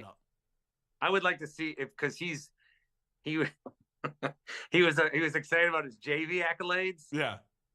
Like, can you at least coach varsity before we get you on the sideline at Crypto.com Arena? There's steps you gotta take, Shep. Yeah. Hey, buddy. No, I'm just saying. See, now Bart's going to be unleashed the next few days. Shep's on the way out. Hey, I know Bart well. Here comes the stabbing in the back of David Shepard. What's in the Bartometer tonight? I never stab in the back. I never stab in the back. I always go right in the front. We'll be using that as a drop, I'm sure. Bart Winkler, we appreciate it, Bart. Thank you. Thanks, guys. He is Bart Winkler. You can catch him as the host of the Bart Winkler Show right here on the Infinity Sports Network, Monday through Friday, 10 p.m. to 2 a.m. Eastern Time. Big thanks to Rick Kamla for joining us. Big thanks to Bart. Big thanks to Deanna Walker, each and every one of you. I'm off to the Garden. I'll be behind the next bench tonight. If you see me on television, hopefully Cap doesn't have too much fun at my expense. Stu Santa, thank you out. See you tomorrow, everybody. Peace.